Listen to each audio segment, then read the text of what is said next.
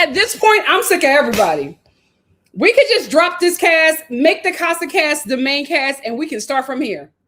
We'll give Love Island another 2 weeks to draw us back in with another cast. But at this point, I'm over it. I can't believe that I missed the influencers. I can't. I'm like 2 weeks in, now everybody falling apart. The reason why y'all are falling apart because y'all locked in on day one. Nobody's exploring. Everybody's engaged. Zach keep on trying to break up with Kata. She keep on throwing a cat at him. My God, today, I just want to tell Zach he can let her know that no means no. I'm over it. Ooh, they are all getting on my nerves. I literally was watching this and I was just like, no more ice cream. Everybody go to bed. Like, I'm done. I'm done. I will say, I learned while watching this episode that one of the Love Island EPs passed away. So that could also be why everything is looking a little wonky, because I think he passed away like recently. And so in Fiji. So an EP is the big dog of the show. I believe that he worked in post. So I don't know if I'm not sure if he was on set often. Because normally post is not at the location, but you never know. Post is very different with each show. So who knows?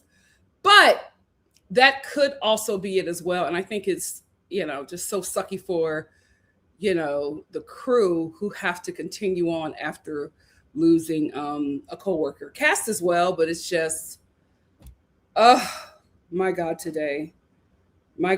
So condolences to the EP family of Love Island and the production, because I just cannot fathom still having to work through losing a coworker. Is crazy on such an intense show. And with him being an EP, he absolutely was calling a lot of shots. So condolences. What are we doing? Is she at Erewhon? Yes, and she's on my nerves. She's getting an avocado salad. Sorry, y'all. My sister's middle of the show. She's doing a food order. What is the salad choices? Please speak up, Toy. Can you get? Oh my gosh. I'll either take salmon if they have it. If not, you can just get me the kale salad, and I'll take the avocado salad as well. I'll just do the two sides. But if they do have the salmon salad, you can get me the salmon with the broccolini. If not, I'll take the avocado salad and the kale salad. Thank you. And I'm on live. Girl, do better. Sorry about that. Hey guys, my name is Nikki.Star. I do comedic reviews of some of your favorite reality TV shows. Today, we are doing Love Island. I always like to give a little disclaimer because my lives go a little long, but I just want to let you know I'm only talking for about 20 or 30 or so minutes. That is my review. My review of the show. I start off with that. It is about 20 to 30 or so minutes. And then for the remainder of the time, I'm talking to the Star family. Sometimes I bring people up. It's just an after show. It's just a party. That's why I call it the after show, because it really is an after show. We just have a good time. And sometimes we hang out here for about 2 to 3 hours. But do not fret if you're new here. The review is just 20 to 30 or so minutes. So if you're just here to get my thoughts about the episode, that's how long you have to stay. But I feel like sometimes you get drawn in because, we have fun here. Also, another disclaimer. We are watching extremely young people who are in this social experiment where they are being picked, prodded, and manipulated. And it seems like at least for a few days, they lost their freaking EP of their show. So everything is a little disjointed and crazy. These young people also only get about 3 to 4 hours of sleep, and they are working very rigid hours because they are non-union, so they are not protected. So they can be worked any and every time throughout the day, throughout the night. And also this this show, although it is an American show, it is filmed in Fiji. So they do not have to abide by all of America's guidelines for filming shows within the United States. So there probably is some advantage being taken. Also, we are only getting an hour out of their day, and sometimes we are watching multiple days.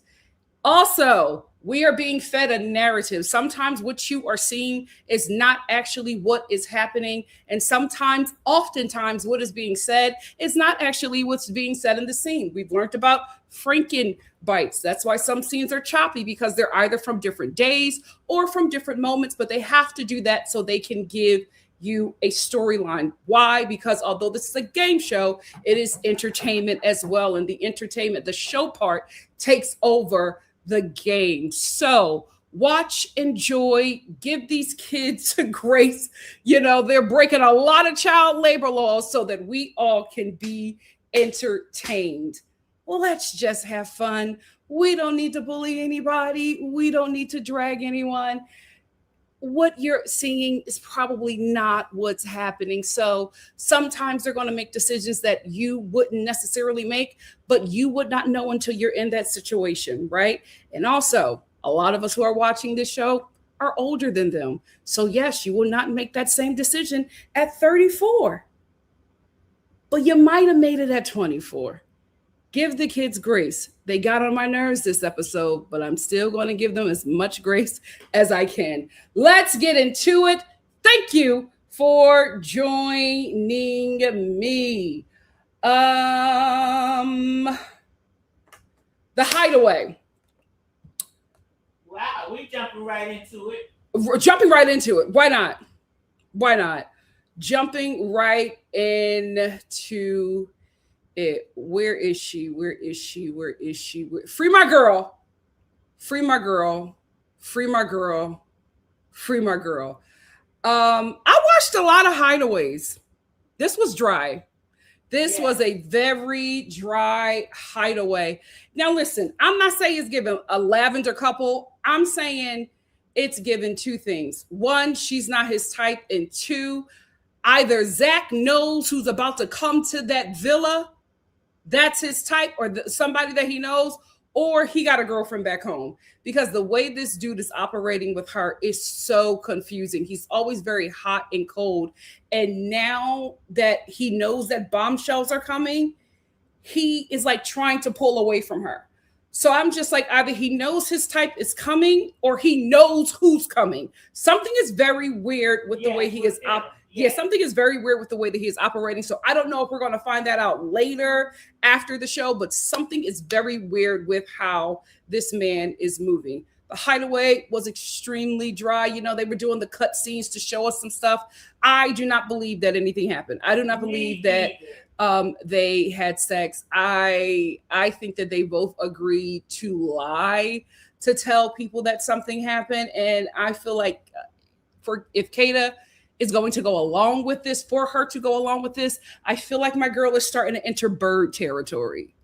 We got to keep watching, because now her opinions are no longer her opinions. Her opinions are Zach's opinions, and she's starting to fall in line. So I don't know if she's falling in line because she likes him, or she's falling in line because of the game, and now she's finally locking into the game. I don't know what it is, but unfortunately for her, if we have to sacrifice her to get him out the villa, let's go.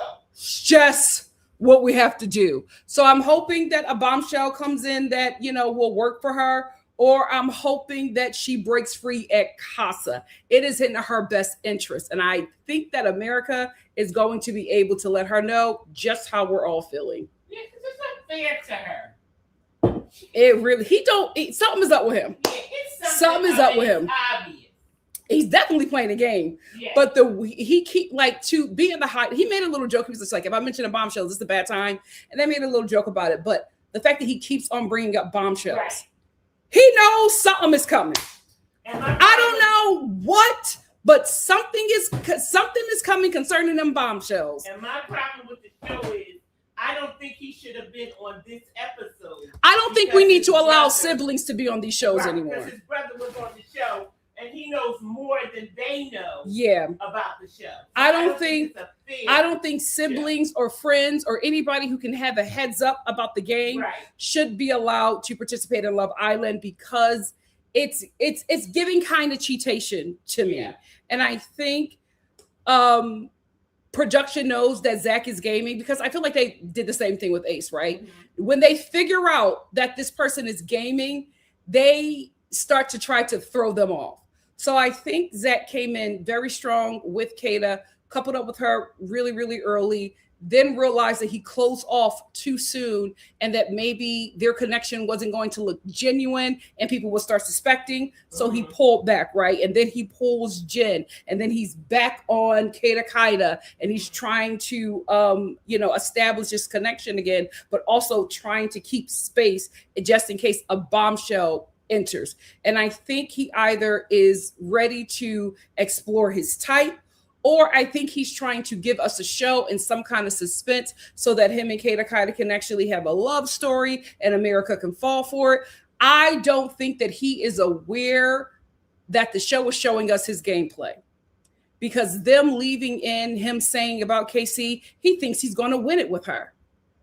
That was America. That was production letting us know, oh, the first gamer of the season has now shown up. Right now, he's playing the game by himself. Nobody is playing with him.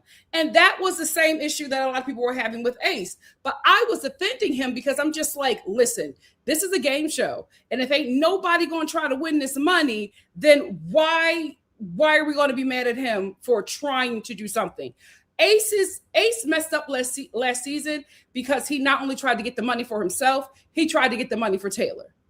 So he was laying up the game for too many people. He should have just focused on him and Shelly. And I think Zach is doing the same thing. He's trying to lay up the game for him and Bryce. He should have just focused on him and Kaida, but because he is trying to bring Bryce along, we're now able to see his game. If he just would have left it to Kaida, we probably would have caught on to his gameplay a lot later in the season. But you always try to bring that homie along. You always try to bring that number 2 along. And I get it, right? You want to have somebody in the game who will protect you, fight for you, and, have your back, especially when, you might end up at the fire pit, right? It might be up for elimination. So I get that, but I think he messed up trying to lay up the game for him and Bryce. Ace did the same thing, and that messed up the game for him because we all caught on a little too soon. It's a little too early for us to be catching on to your gameplay. You really are not supposed to reveal your hand, or your hand ain't supposed to slip until like after Casa. Not smart, young man. Not a smart. But I will say this, although I am not impressed with his gameplay, I got to give him 10s. I think this dude has successfully broken up KC and Anaya. But here's the thing. He's been working on KC from day one. Remember when we were all talking about when KC was just saying, oh, me and Anaya are really strong. We're real cool. And he said, look me. No, it's either him or Bryce said, look me in my eye and tell me that again. Right? So they've already been playing in his head. And I think that he was able to really, really break up what was probably going to be a very strong couple. And listen, kudos to him. If ain't nobody else going to clock in, you can't get mad at the dude for clocking in, because he knows that they are a very strong couple. And he knows that if it came up, if it was him and Kata against Casey and Anaya, he knew that he probably wouldn't make it to beat them. So I think it's very smart for him to do. I'm disappointed in Casey and Anaya, right? Listen, I don't like what's his name, Zach, because his brother taught him how to go after the stronger couple. Mm-hmm. And he purposely, because Melanie and Sincere they broke them up. Mm-hmm. So the last couple standing was Anaya and KC. So he got into the both of their heads, and now she's sitting there looking Mama Star, get your words together. She's sitting there looking what? A bump on the low. Oh Lord, yeah, they were both sad this entire episode, and she don't have no options. Like, that's stupid right now to get into. We're not talking. Nobody. Well, here's the thing. I think the entire cast made that the environment. So I'm just not going to put it on Anaya. I think that is why they're all having such a problem. I said both of them. No, I'm talking about the whole cast. Yeah. Everybody has just locked off so soon. Yeah. So now when somebody goes to explore, it's like, oh, this is a huge disrespect. It's true. the entire cast. So it's such an uncomfortable place to be because nobody explores. I was sold on that because she said, my God. She can't listen. She literally came in and everybody was engaged. Yeah. So there wasn't much for her to do. Yeah, she said it's hard to even talk to somebody because everybody is in a committed relationship. Mm-hmm. They're engaged. They're about to go down the aisle soon as we get off this island. But here's the thing. I don't know why, as soon as this cast found out that he was Charlie's brother, I don't know why they didn't clock him instantly. Right. I would have been like, he gotta go. But they don't because he has information that we don't. He knows what he's doing. He has an advantage. I don't know why they're all allowing him to control the game. I fear that the only one who was clocking him is Trinity. And the way this cast is so male-centered, I don't think if she spoke out about it, that she would have any support. And I think he knows that she's the only one that can see him. He also knows that he can't control her like he's controlling this game. So that's why he wants her out so badly. And I think he might be successful in it because, like I said, this cast is so very male-centered. The guys are controlling the game. I don't think that the girls will... I don't think that I'm not saying that they won't defend her. I don't think that they'll have the numbers. I think it'll just be Melanie and Anaya. I don't see Kinsey, Soul, or Jen fighting to save Trinity. So it's just a very unfortunate situation. But I feel like the Koja community is going to lose another couple.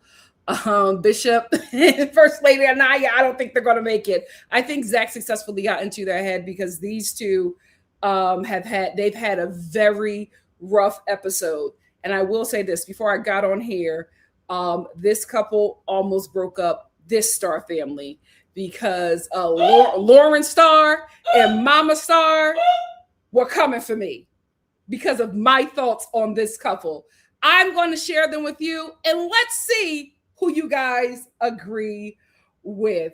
So Casey and Anaya, this episode, both of them got on my nerves. I was so disappointed that they let Zach, who be in everybody business but his couple, get into their head. Anaya, why are you going to Zach for any kind of counseling? Casey, why are you going to Zach for any kind of counseling? The guy who has been poking holes in your relationship since you got there, why did you think that he would have anything positive to say? Now they had one conversation. Both of them had one conversation with Zach. Now all of a sudden this relationship, this coupling is not going to be able to survive anything.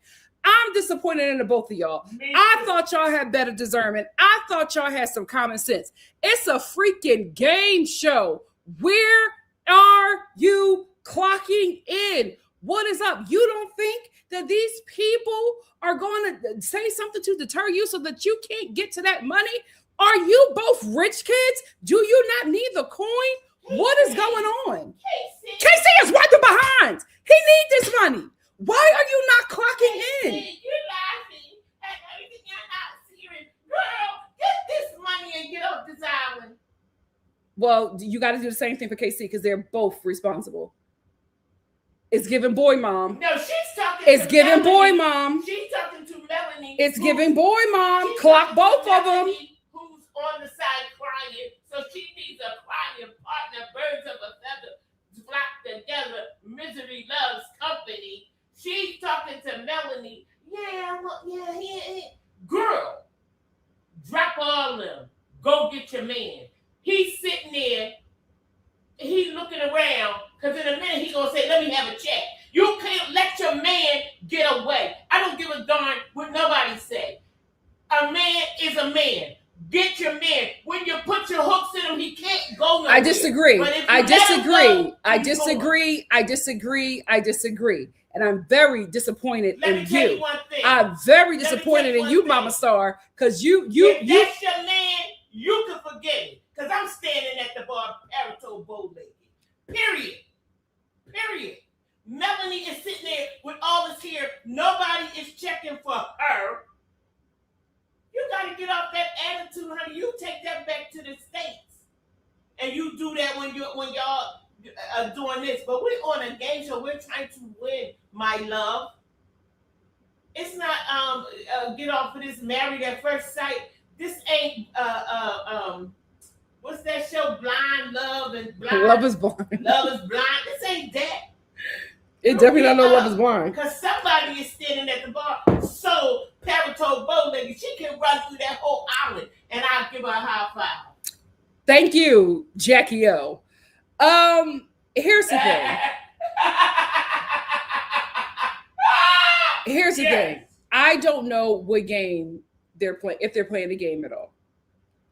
And they both really got on my nerves. And I loved this couple in the beginning. But I'm just like, I think they're both falling into the same patterns that the Black people on the show always fall into, right? They become everybody's best friend, everybody's therapist, everybody's mammy, everybody's reliable servant. They never look out for themselves. And then they get themselves in a position where they basically self-eliminate. Because Casey and Anaya, to me, are self-eliminating. Like, there's no reason for this couple to be where they are at today or on this episode.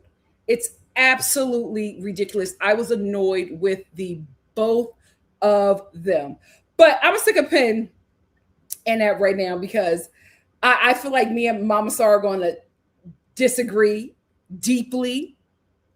And I don't feel like they heat right now. So let's just move on. That we're gonna keep it cute for right now, and we'll save the war for later. Anyway, I love my girl Trinity. I think that she is Trinity, also known as Serenity. I think that she is so self-aware. I hate the fact that she is in this coupling with Bryce. She deserves a better partner. And if this show finally blesses her with a compatible partner, I see her taking it. She is so wise. I honestly feel like she might be the second gamer of this season because she is watching Zach.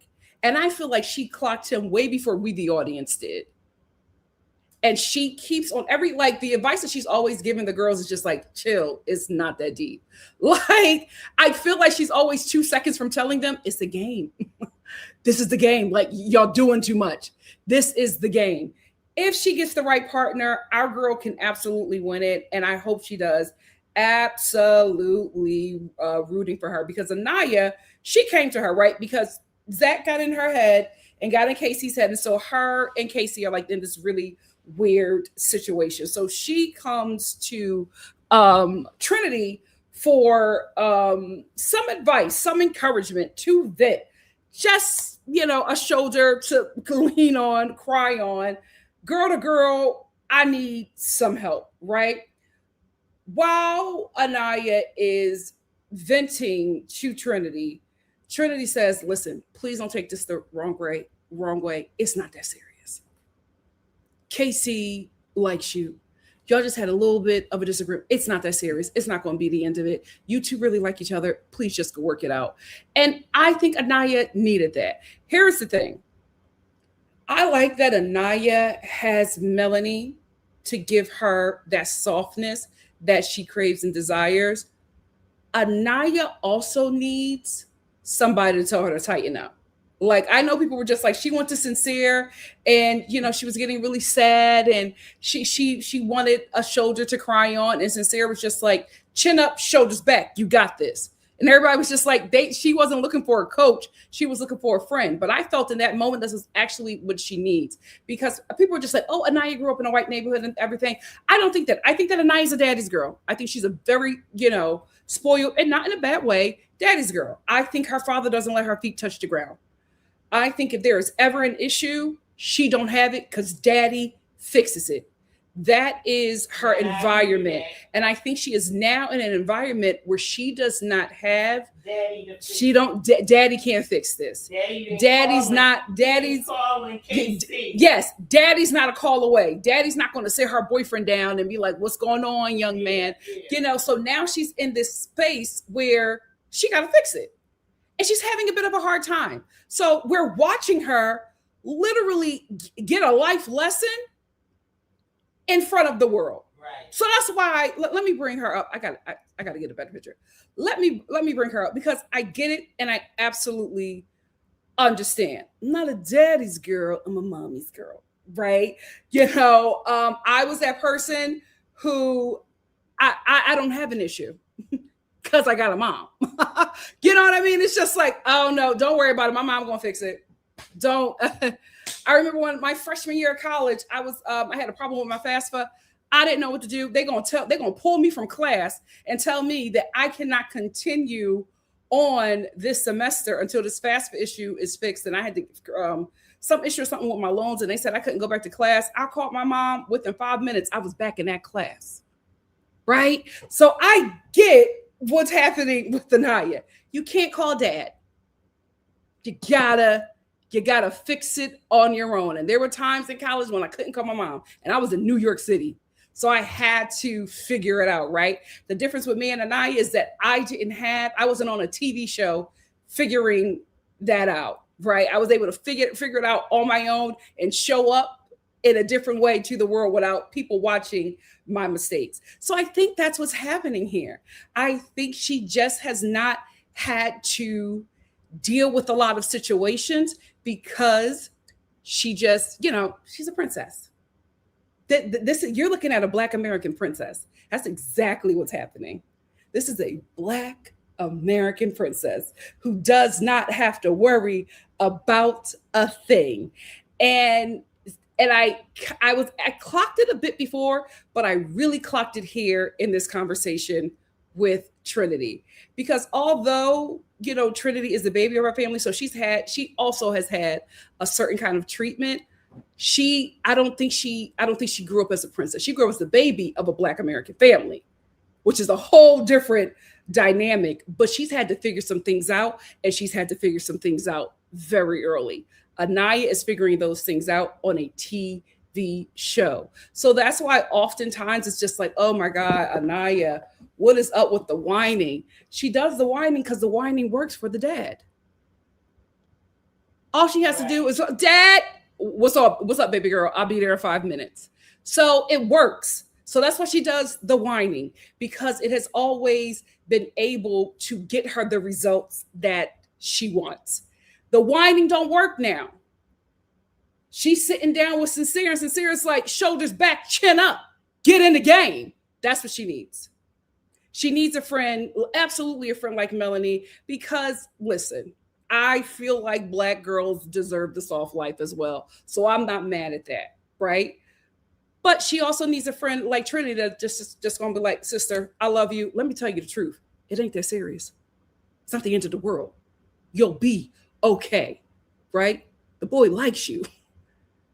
Why are you trying to mess this situation up? It's not that serious. And she's right. And that is the advice that she needed. So I'm glad that she has Melanie. I'm also glad that she has Trinity, right? Because Melanie will feed into the delusion. And with those kind of friends, you need the friend that's the realest, right? The friend that will snap you back into reality. You also need the delusional friend, right? Then you need the friend that fight, the friend that don't give no advice, but the friend that's just like, what we doing? Do I need to bring my razor or my gun? What's up? But when the time is right, each friend pours into you for the moment that is needed. So I'm glad that she had that moment with Trinity because she absolutely needed the reality check. Because although I'm seeing a lot with KC, I also see that she is self-sabotaging. And so I'm just like, pull back, little mama. Stay in reality. You need to be exploring as well. So I really like that scene with Trinity because she absolutely keeps it real. She is the voice of the audience. And I just enjoy watching her. So I'm hoping that she gets a better partner because I would love to see if her walk away with this win. Somebody has to let Kenzie know. Maybe America, this will be your time to do that, but somebody has to let Kenzie know that this is Love Island. It's not her bachelorette trip, so she can go to an island with her girls and get her freak off with the men of color at that island. My God, today I cannot believe that the analogy that I gave about Kenzie and Corbin in my last review would be so loud and clear in this episode. I said, OMG. Do we not have the white damsel in distress in the book? Visual right in our faces. She keeps on telling everybody that will listen, even Caleb, I am sexually attracted to that. She don't like nothing else about Corbin. She says nothing else about him but how she feels about him sexually. And that's what I keep on telling you. Caleb know what it is. They both know what it is because Caleb was in his confessional. And he was just like, Kenzie keeps on telling me that I'm her type. And I'm not understanding why she's over there with Corbin. What they are trying to say in caucus language, we both want white partners. So I don't know why she's over there busting that clam open on that plantation. And he's not going to allow her to continue to embarrass him like that, especially on national TV. He's 1/3 white, 1/3 Asian, and 1/3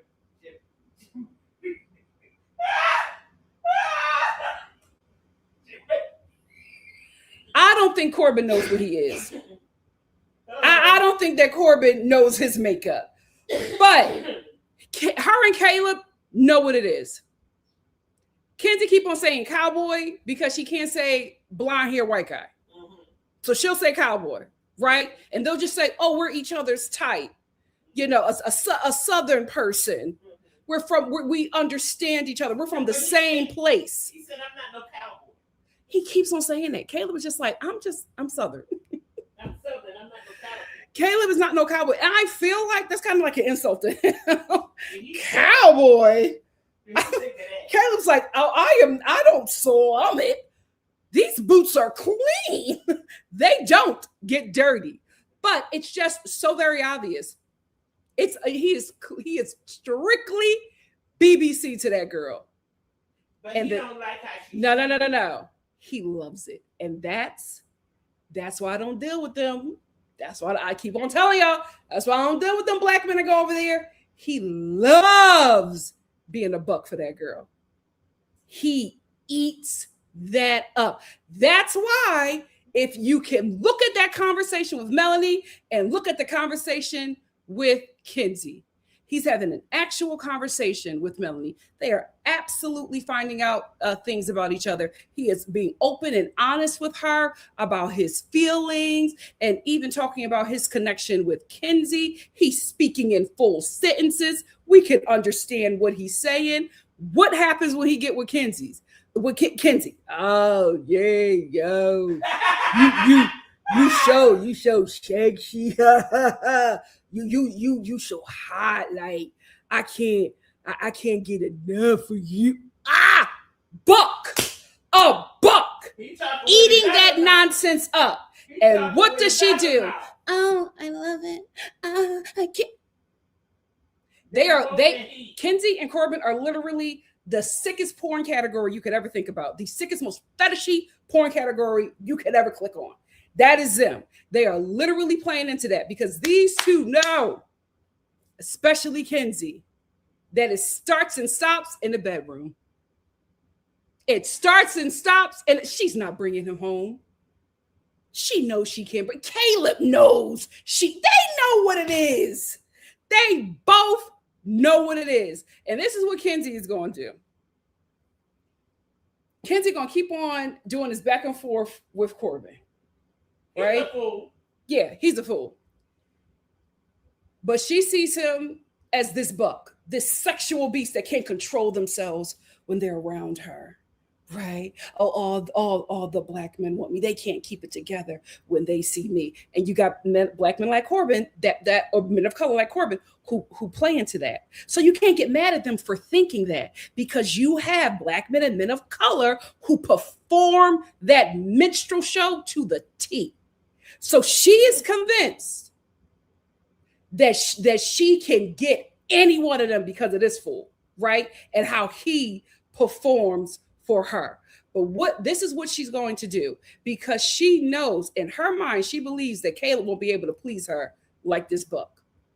So she is going to do as much as she can with him until she sees Caleb pull away, because that is it, not just in this game, in her life. That is her goal.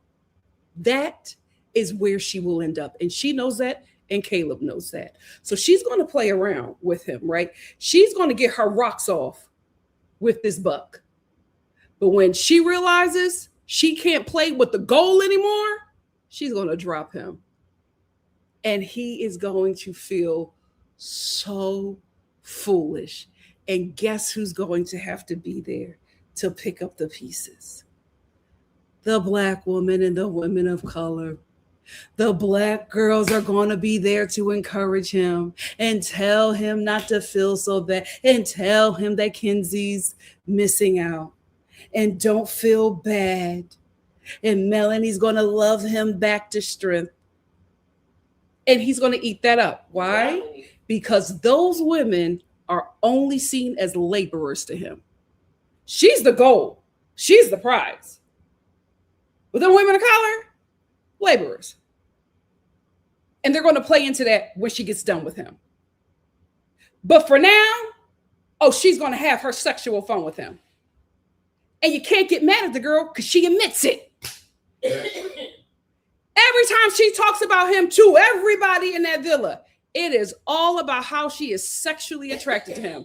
And I promise you, if they all stay in that villa long enough, the confessionals are going to go from, I'm sexually attracted to Corbin, to I still want to explore this connection with Corbin, but me and Caleb just have such great chats, and he just feels so familiar. And I can see myself with Caleb outside of this. I don't feel like I don't know what me and Corbin could do. Like, it's just, our conversations don't really go anywhere, but me and Caleb, there's something there that I want to explore. So I'm going to have to make a choice. I'm going to have to make a choice, America. I don't know what to do. She's going to choose Caleb. She's going to choose Caleb. But she's going to have her fun with this buck. I'm telling you, that's how it's going to play out. Because she was even saying that in this episode. I think I just need to focus on Caleb. I don't know. She's going to let Corbin play her clam for as long as she can, until Caleb gets sick of that. And when she sees him pulling away, that's when she's going to lock in. And then that's when the black women and the women of color got to build Corbin back up. Because that is the cycle. Welcome to America, and you are going to see them sisters of that woman of color. I'm sorry, Melanie, I don't know how you identify. You're going to see them play into that nonsense. You're going to see them build that buck up. Foolishness. But watch. Never wrong. Just early. But listen, in all honesty, can't get mad at the girl. She's been very honest. I'm sexually attracted to Corbin, but Caleb is my type.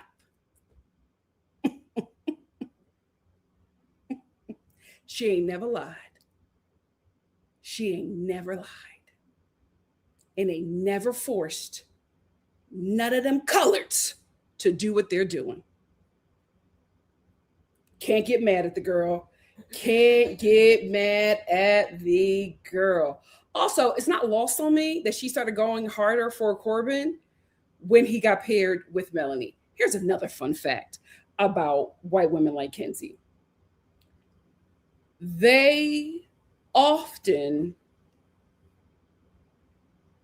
compete. They're like often in this like one-sided war with Black women and women of color, especially when they are sexually attracted to and frequently sleep with and have, those side relationships with Black men and men of color. Their biggest threat is a woman of color or a Black woman or a woman of color. What a woman from that man's culture is their biggest threat. Them girls don't be thinking about them, because oftentimes if you are with their men, that ain't a man that they want. That ain't a man from their community that they want. But that man won't tell you that, because you have to believe that you got a prize. You have to believe that you got the prized brother. So he gonna tell you whatever you want to hear. But if he's over there, it's because he wasn't wanted over there. That's because if he was all of that, he would have never had time to find you. Shut. Talk to the ancestors, not me. Anyway, so Corbin could have been paired up with Jen. She would not be acting the way that she's acting. She's acting that way with Melanie because although Melanie sees her as a friend, this girl is in a competition with her. She don't see Melanie as a friend. Melanie is competition. That's why that little side conversation she did with Soul, I just want to make sure that you feel better because I know it's really hard to. Absolutely not. She linked up with Melanie's op, so she thought, right? So as soon as Melanie got paired with Corbin, she started going harder for him, right? To the point where she's looking desperate now on this show. I wanted to kiss you, but you didn't want to kiss me. Like, just ready to embarrass herself for this man because now she's in this competition with Melanie and she got to win. So she is willing to do anything to get him to focus on her and get away from Melanie. Melanie is oblivious to all of this that's happening, but she has now created this one-sided war with Melanie. So she can't focus on Caleb. She can't even focus on Corbin. She's now focused on Melanie. That has become her obsession. She got to get Corbin away from her because her own insecurities make her believe that she can't stand next to a Melanie. And the only way that she is going to have a semblance of peace in that villa is if she is able to successfully turn Corbin's head from Melanie. So that is why she is looking obsessed in this villa. It's not about Corbin. It is absolutely about Melanie because she don't want Corbin. She won't have sex with him. She wants him to continue to fondle her. But Caleb is her destination, and she knows that. And like I said, Caleb knows that. But now her focus is beating Melanie. This is why couples like Kenzie and Corbin create the most insufferable biracials you will ever meet. That the reason why is because this is their dynamic. Two nut jobs procreating. My God, today. Well, she said she got 2 men. I have a dream. No, you don't, MOK. You have a freaking nightmare. Anyway, at this point, and I can't believe I'm here. But at Mom, I'm like, do you know? Am I like freezing for you, or am I fine? Because I'm freezing for me. No, you're fine. I'm moving. Like you can see me. Yeah, I can see you. Okay. You got this boy Okay. I can't believe I'm saying this, but I have never in my life felt bad for a white man, but especially a white man from the South. I feel so bad for him. I'm like, let's bring in a bombshell for Caleb. Like, this is so unfair. That girl is playing in his face. And he has to keep on watching her rub up and down on this guy, sneak away. And then anytime she talks to him, and if he has any questions about her intentions, oh, well, I have a roster. It's the first time in my life I had a roster. I never had this happen to me before. So you just have to understand, Caleb. And it's really hard for me to, try to have a connection with somebody who's so much younger. He's like, I'm 22. Corbin is younger than Caleb. So what are you talking about? He knows that she's playing in his face, and he cannot do anything because the women won't touch him because of how territorial Kenzie is and because of how they baby her. So she got first dibs on any guy that she wants. And so he can't even explore because everybody's like, oh, my girl Kenzie. I can't do that to my girl Kenzie. So he's stuck in this situation where if Kenzie don't choose him, he's leaving. That's so freaking unfair. I feel like the show should send some more bombshells. We send us, you know what? Send us Casa before we get to Casa, because it's not fair. Caleb is going to go home if they don't send anything in for him anytime soon. Because Kenzie is so obsessed with beating Melanie, she's going to let Caleb go. Like, I feel like that's so freaking unfair for him. I mean, everybody's crying over Soul and the treatment she's getting. Is anybody thinking about Caleb? Yeah, because Kenzie wants Melanie off the island. Absolutely. Absolutely. And if she's able to get Melanie off the island, she will not be thinking about Corbin. Then she'll be focusing back on Caleb and her roster. What roster? That's what I want to know. Child, get that daughter off the Confederate off my freaking island. Any way. Melanie, baby girl, you got to move on. I can't. Here's the thing. She is doing so well without sin in her life. I love that the cast calls Sincere Sin. And I don't think they're calling him Sin to give him a nickname. I think they're calling him Sin because that fits. It fits. Sin. So I feel the same thing happening with her and Anaya. I feel like they're self-eliminating at this point, right? The men that they want are not working out the way that they want. So they're not even attempting to explore. Melanie was paired with Corbin, right? The show, obviously the show wanted you here, girl. So they paired you with Corbin.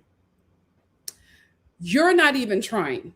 And I think she's not trying because she doesn't know that she's in a clam war with Kenzie.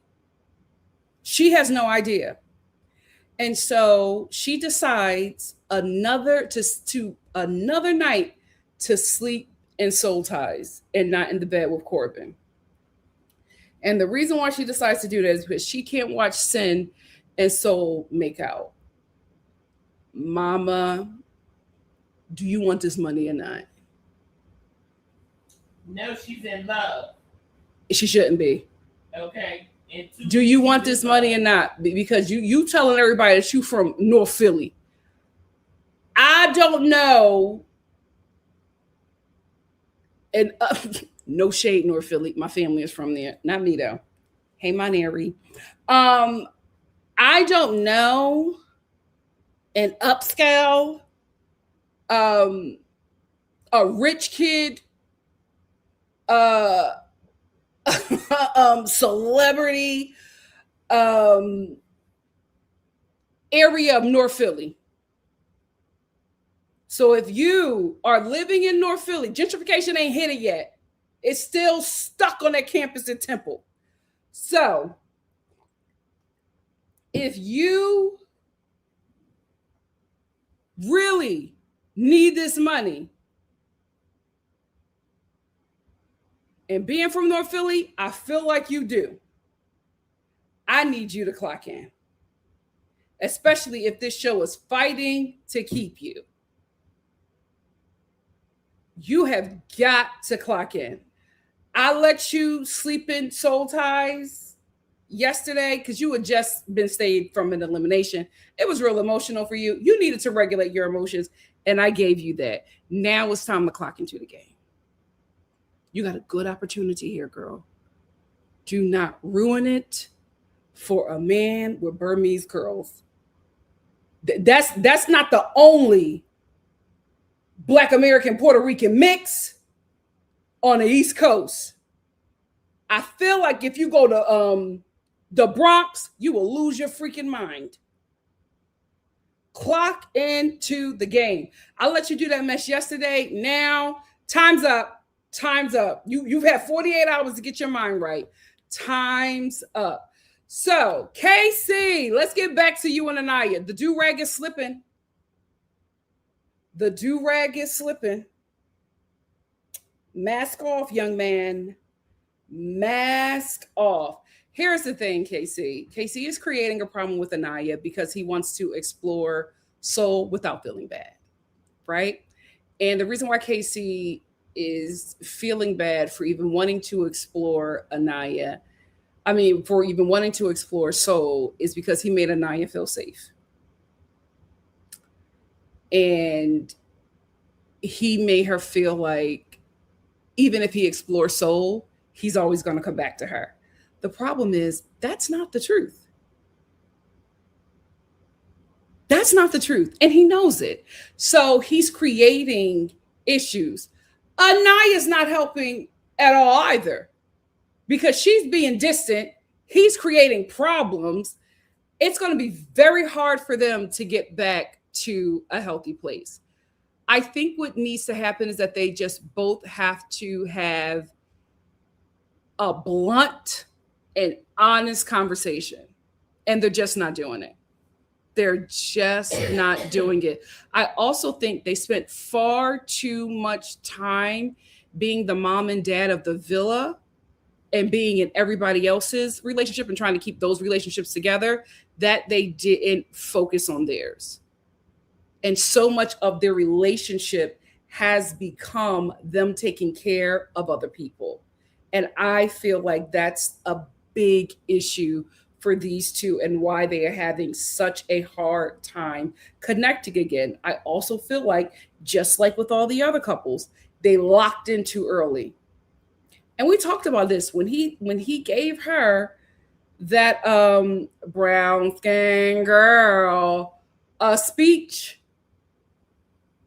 He set himself up because the girl started crying. Okay, see, okay. And I know you probably felt good in that moment, right? I know you probably felt like America was going to eat that up. You put yourself in a very difficult position because you cannot tell this girl that she's the blueprint, right? You cannot tell this girl that you like melanin and you like to, you protect dark-skinned Black women because of what they go through. Then something light with 3A curls and light eyes walk into the villa and suddenly you want to explore. It's confusion, right? It would have been better. And again, I love the speech. I thought it was nice. I felt like the audience needed, but I knew as soon as you said that you were going to be tested. And now you look like a panderer. I don't know if that was your intention, right? You probably did mean the speech. You probably do like melanin. You probably do think that Black women are the blueprint. You probably do like a little. We are. You period. He didn't lie there. You probably do like something a little dark, right? But now you look like a panderer, and that's why I just wish he wouldn't have said it, Because if you know how this show is, it's basically Temptation Island. If you know how this show is, the minute you lock into a couple, which is why I felt like when Zach said that he was closed off with Kata, I think that's why he retracted that statement, because he knew that he was now putting himself in the position to be targeted by production. And I think he remembered that from the lessons before he got to Fiji from Charlie. So I think he was like, oh, I shouldn't have done that, right? Because he realized, oh, now I'm making myself a target for production. So that's exactly what KC did. And what do you know? 2 days later, Soul walks into the villa. I hate that I knew this was going to happen to this kid. I hate that I knew this was going to happen to him. And now you like Soul. You're attracted to Soul. Soul is now showing you attention. Here's the thing. Soul wasn't showing him attention before because Soul was so locked in with Sincere. Now the Soul is, a bit more open and, sitting down and having conversations and letting him know that she's interested. Now he's interested. But the problem is he locked Anaya in with the Black Women Are the Blueprint speech. And now he's pursuing something that is counter to that speech he gave to Anaya. So 2 things are happening. He's looking like a Pandora. I think he absolutely knows that. So he's trying to do it in a way that we can't clock. Unfortunately for you, young man, we see everything. And also, he knew that he locked Anaya in with that speech. So now he has a problem. So what do? You make Anaya the issue, and you get in her head, and you manipulate her, and you make her believe that the reason why you're doing what you're doing is because of her. And that's where you lose me. That's where you lose me. I really did like this kid, but that's where you lose me, because he sits down with Anaya. And I will say this. He did say that he wanted to talk to her. And she was just like, not right now. I don't feel like it. I will say, I was like, now come on, Anaya. He told you that he wanted to have a conversation with you. Although I didn't like the way that he talked to her. And he said, oh, we have to talk tomorrow. Who the hell are you talking to? So I get her being like, I don't feel like it right now. But you did agree to have the conversation. And so now when he's trying to talk to you, you're embarrassing him in front of the whole villa by walking away and being like, I don't feel like talking right now. So you know how the men operate. It's a whole ego check, right? And you're doing it in front of his boys that he's trying to impress. So now we got another problem on top of the problems y'all done already had. So they finally sit down and talk. And instead of him being like, listen, I really do like you, but I also want to see if there's something with Soul. Like, we've talked, I like our conversations. I want to explore that a bit more. The problem is he's not honest with Anaya, because you can't start off with, you're my number one. I don't want to be with anybody but you. But I want to see what Soul is about. You can't say that.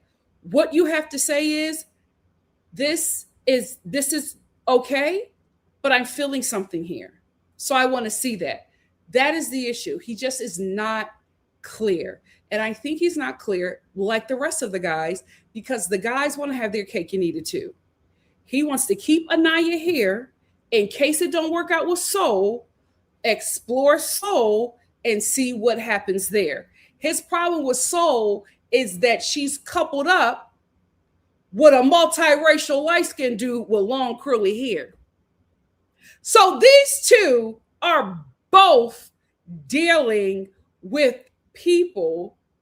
These two are both in a situation where they may or may not get chosen by the monoracial dark-skinned Black person that they're in a couple with, because both are trying to stray to get with people that they know they're probably not their type. So the insecurities that he thinks Anaya has, she probably does. He has the same thing. We know how this situation works. We know how colorism works in a community. We know how futurism works in a community. We absolutely know what it is. So they're both dealing with the same thing in this villa, but they're trying to gaslight each other. So the problem is just a bunch of dishonesty with this couple. And I feel like a very honest conversation can fix it. I don't know why they're not doing it. I don't know. I just don't. It's like the communication is so obvious, but these two keep on walking around it. And I get so annoyed watching them.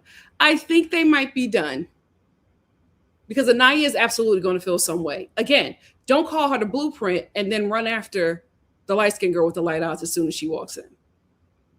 No matter how much you tell her that you like her, she's it, she's the one, your words do not mean anything if it doesn't align with your actions. And now he's having a problem with everything concerning Anaya.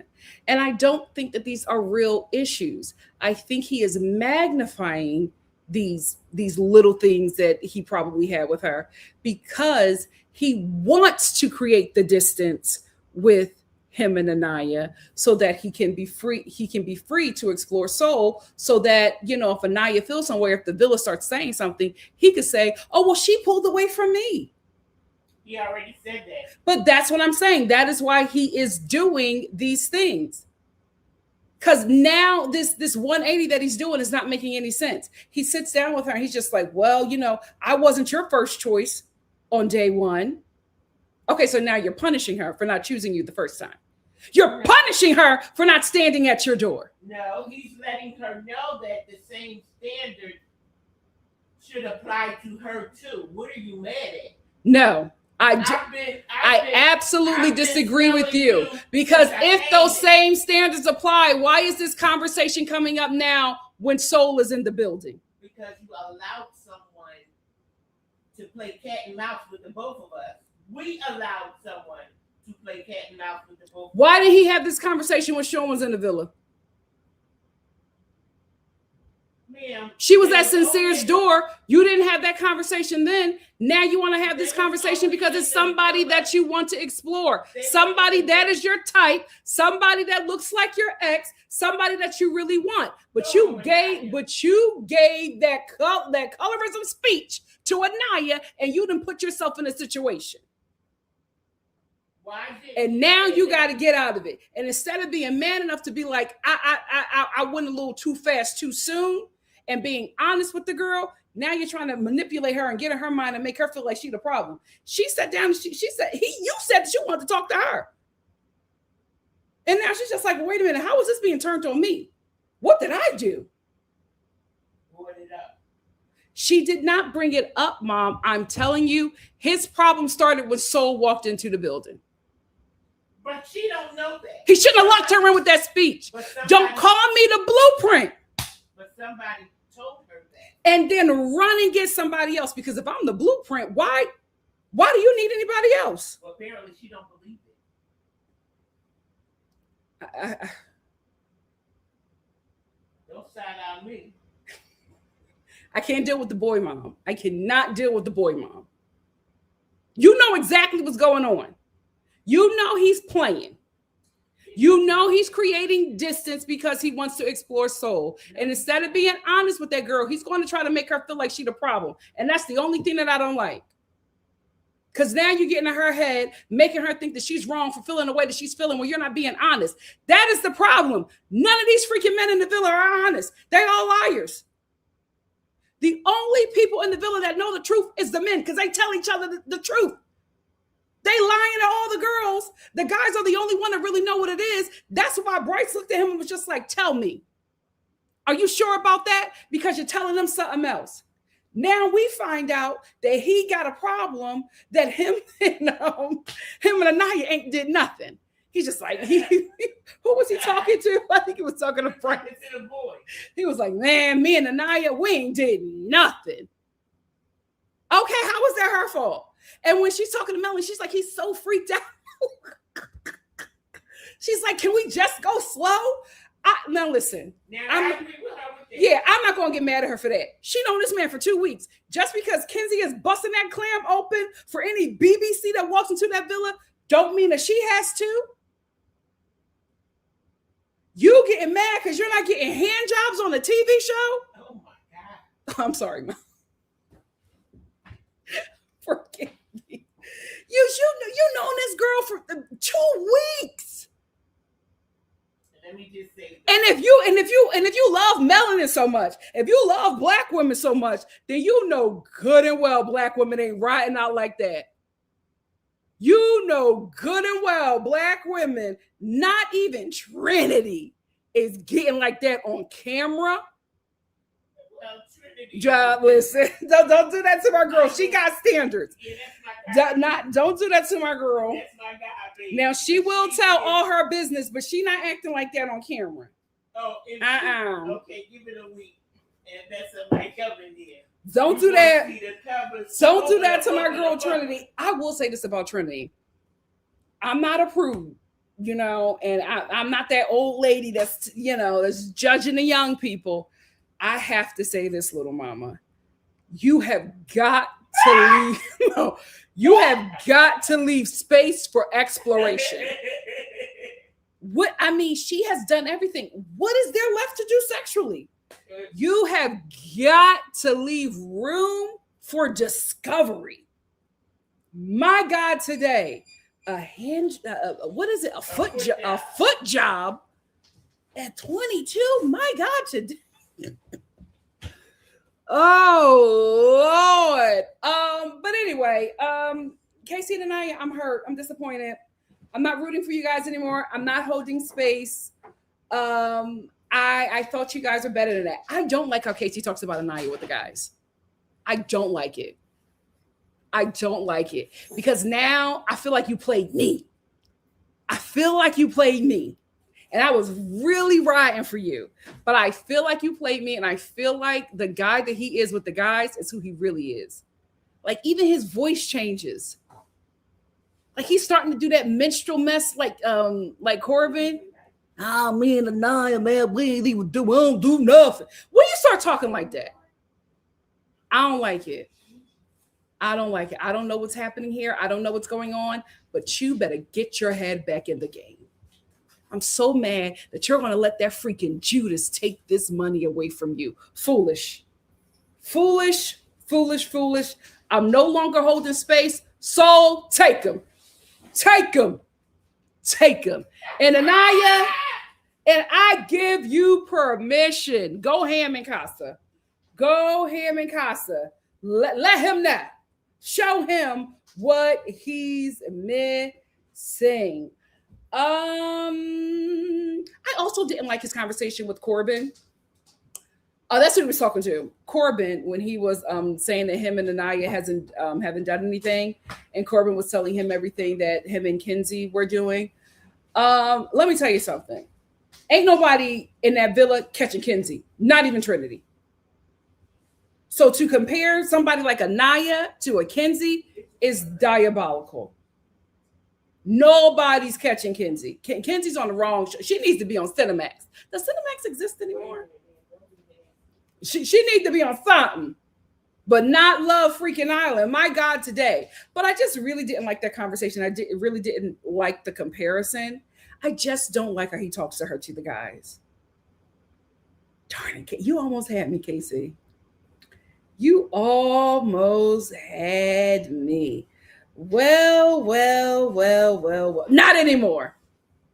I'm done. Anyway, moving on. Thanks. Oh, you know what? Do you have anything to say, boy mom? Thanks. No, I don't like that Casey is talking about her to the guys either. However, you're critiquing Casey. However, guys do talk just like the girls talk. Just like those girls was talking about when they came out of the live, when they came out of where was they at? In the cave or wherever they was at with them live about what they did. He was just saying I'm sexually frustrated because they bumping and grinding and all that. He ain't doing nothing. She got on a petticoats. No, she's saved. Okay, and that's fine. But you know the show you was coming on. Yeah. Now, when you coming on that show and you gonna be sleeping with a man, you know, give it some grace. But she's just like, oh, he's so freaked out. I'm like, well, what is Casey doing? Yeah, what is Casey trying to do in that bed? But what is freaked out to her? I don't know. Okay. What is freaked out to second base? What is freaked out to Mary Poppins? Don't do that, Mom. Like, come on. You coming on a show where you gonna meet a guy and you're gonna have to sleep in a bed with him. But what is he doing? I was so taken aback by that. I said, Casey is freaked out. Bishop? What is he trying to do? He's trying to get a little something to a little grinding or something. Because he keeps on hearing Kenzie over there doing all that moaning. And a little kissing and stuff. He's trying to do something. Oh, Lord. I'm a nun. When I get more, I'm a nun. I was just like, what is Casey doing? I was so hurt by that. I said, you got to set boundaries with Casey sexually? We're missing everything, Love Island. Please show us the truth of what's happening in that villa. Because I would have never known that Casey was freaked out. What do Mary Poppins say freaked out is? Give me an explanation. She has to give me a definition of what I think he was trying to probably do like a little penis poke. Yeah. A little, like Nick said about Alandria. He said when she was pushing it back. Yeah, and I think that he was probably trying to do that. And Nick was like, wow, man. But see, that's the thing, Casey, you need to be appreciative because Nick was very, he let Alandria move at her pace. And he was so happy when she would just back it up a little bit on him. Let Anaya work up to that. Why can't y'all move slow? You have to stop trying to move at the pace that the other guys are moving, because the other guys got white women. So maybe you need to switch it up, because the pace that you want, you're not going to get that with Anaya. Not that Black American princess. That's not happening. Not the blueprint. Not Mary Poppins. Not the blueprint. I'm just saying. Not that daddy's girl. But come on. Oh, she's not doing all that because when they asked her when was the last time she had sex, she was like, I was like, no, wait a minute, Anaya, you're on Love Island.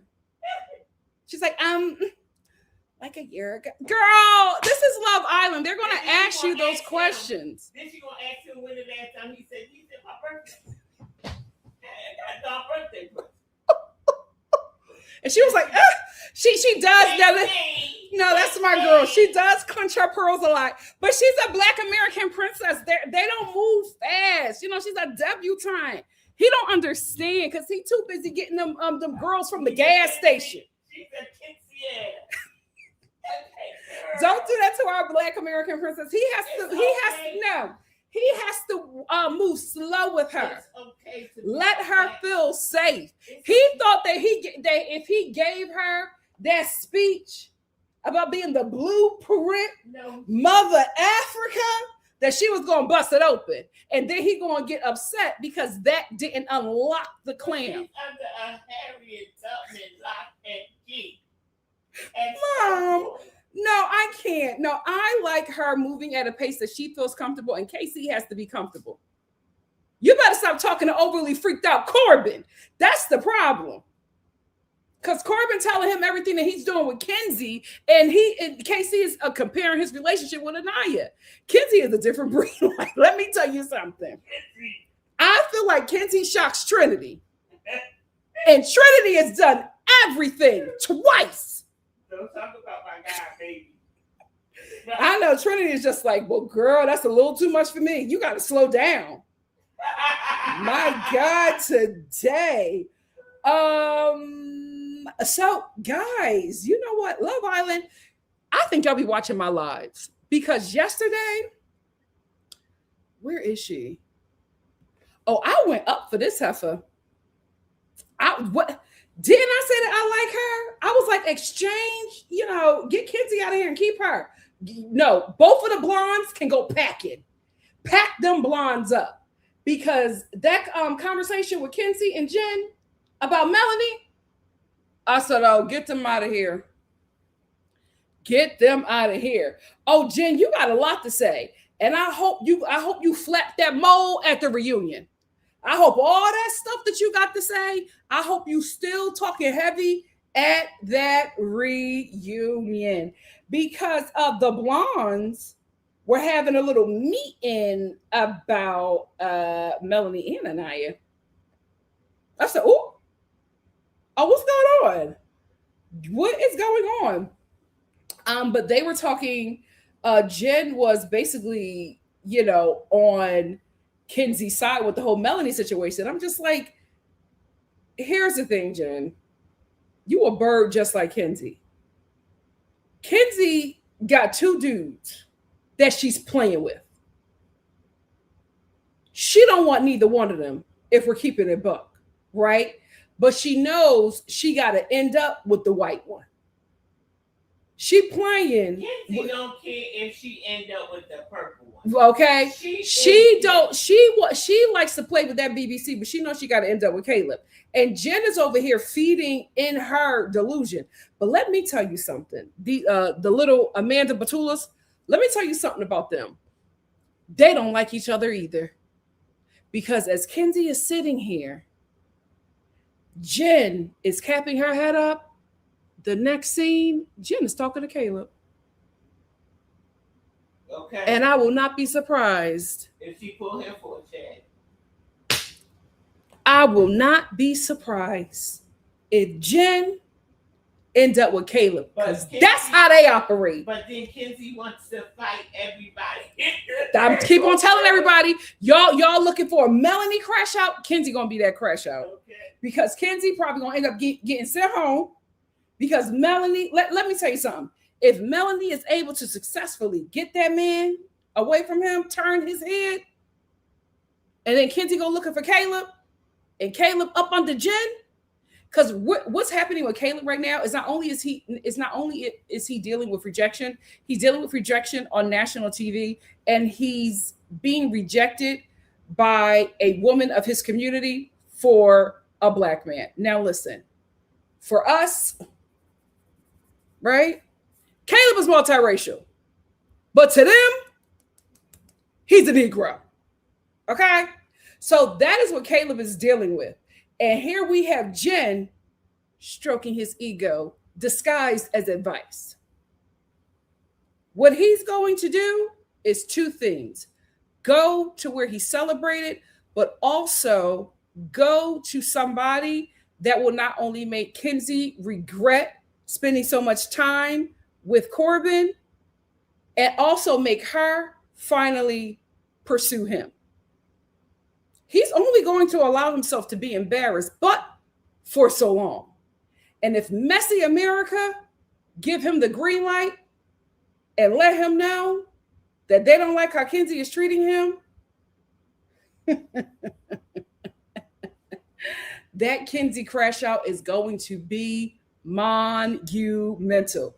But neither one of them are friends to each other. Because Jen is, oh, Kenzie, you're right. Melanie is unfair. She does all of that. And then she goes and sleeps in Soul Tie. She doesn't even sleep in the bed with him. It doesn't even seem like she wants him. And Caleb is such a good guy. But I know that you like Corbin because, you're really attracted to him. But I know that Caleb is your type. And it's so hard for you to be stuck in the middle. She will be a shoulder to cry on. And when you least expect it, bag that man. And then what she's going to say to you is, well, you have Corbin. I didn't think you would care. I didn't think you really liked Caleb at all. Just you wait. Just you wait. Ooh, that be their friendship dynamic, child. That be their friendship dynamic. And Kenzie is going to throw every opportunity away that she has of winning this for a dude that will dump her before they even get to the Cast Hotel in Fiji. I feel like as soon as this competition is over and they get their phones back, Corbin will have blocked her already. Corbin will have blocked her already. Corbin don't want Kenzie. Kenzie is just presenting herself to be very easy. She's light work. Well, presenting.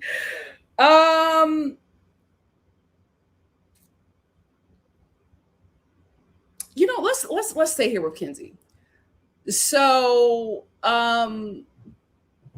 Kenzie and Corbin earlier in this episode, they hold on.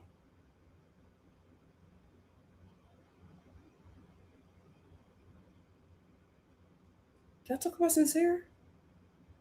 I hated how Sincere. I didn't talk about Sincere. I'm sorry. I'm about to get out of here. Let me talk about Sincere. You're about to get out of here.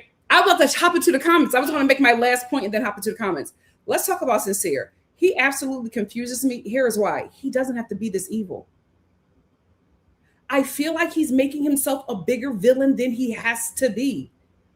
Like, at this point, he knows that we can see him. So I don't know if he's trying to like be entertaining to the. Got a little quiet. No, what he is doing this episode is ridiculous. I don't know if he's trying to like entertain the audience or keep us on our toes, but I'm just like, you don't have to do what you're doing. Both of these girls like you.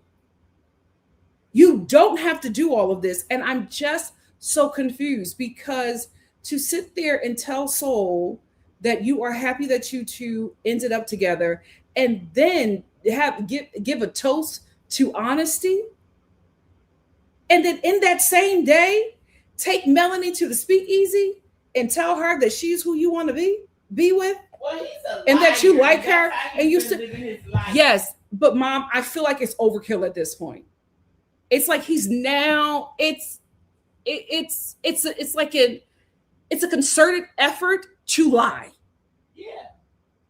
He's doing it when he doesn't have to. No, Mom, he is absolutely, he is going out of his way to lie to the both of them. To give Soul that toast, to toast with Soul. And the toast, here's the toast to honesty.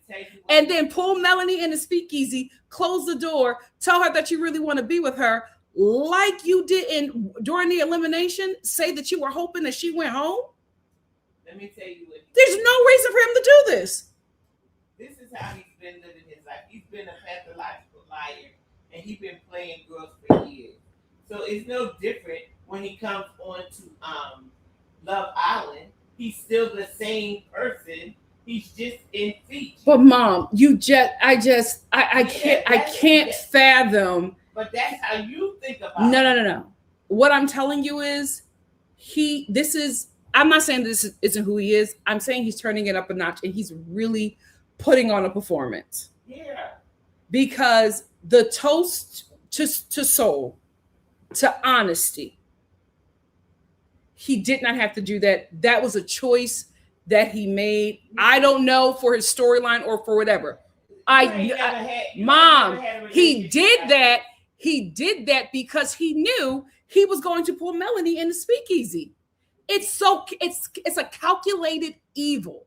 And it's just like, I don't know why you would come on this show where you have to be like to touch that money to make these choices. It's so weird unless you came on this show to be a villain. No, he came on the show like everybody else. But this is who Sincere is. He's not doing nothing new. He's been doing this. He's been lying to women. Maybe it's the love of the game. I don't know. Playing girls. He's been doing that. It's just that this is too much in close proximity at this point. Well, here's the thing. Melanie gonna have to clock in because he tells her that he wants her, and that's who he wants to. He wants to play with her. No, he does. Here's the thing. The thing about it is, Nikki, just like I'm telling you, he's been living like this. You've never had a relationship like this before. Because I don't let the men play with me. Yeah, but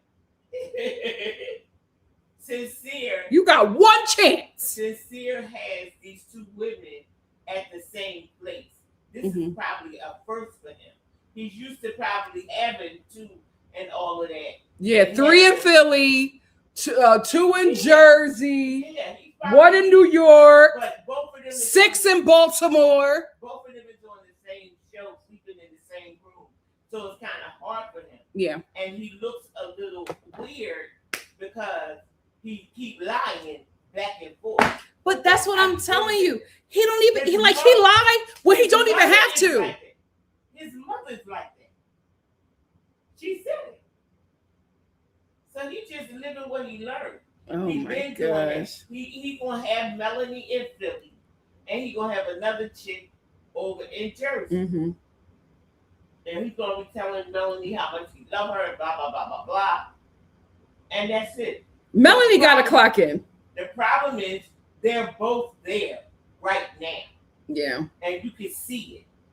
Yeah. But this has been sincere all his life.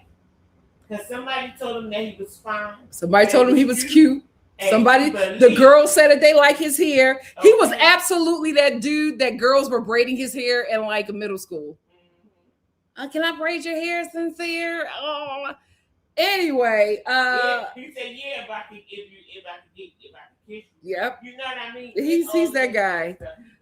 But so here's the thing: the woman just gonna have to. Soul and Melanie are just gonna have to wake up and clock in, because after all of that, Melanie goes with him to the speakeasy, and he's anytime Sincere is breathing, he's lying, right? Anytime his lips is moving, he's lying, right?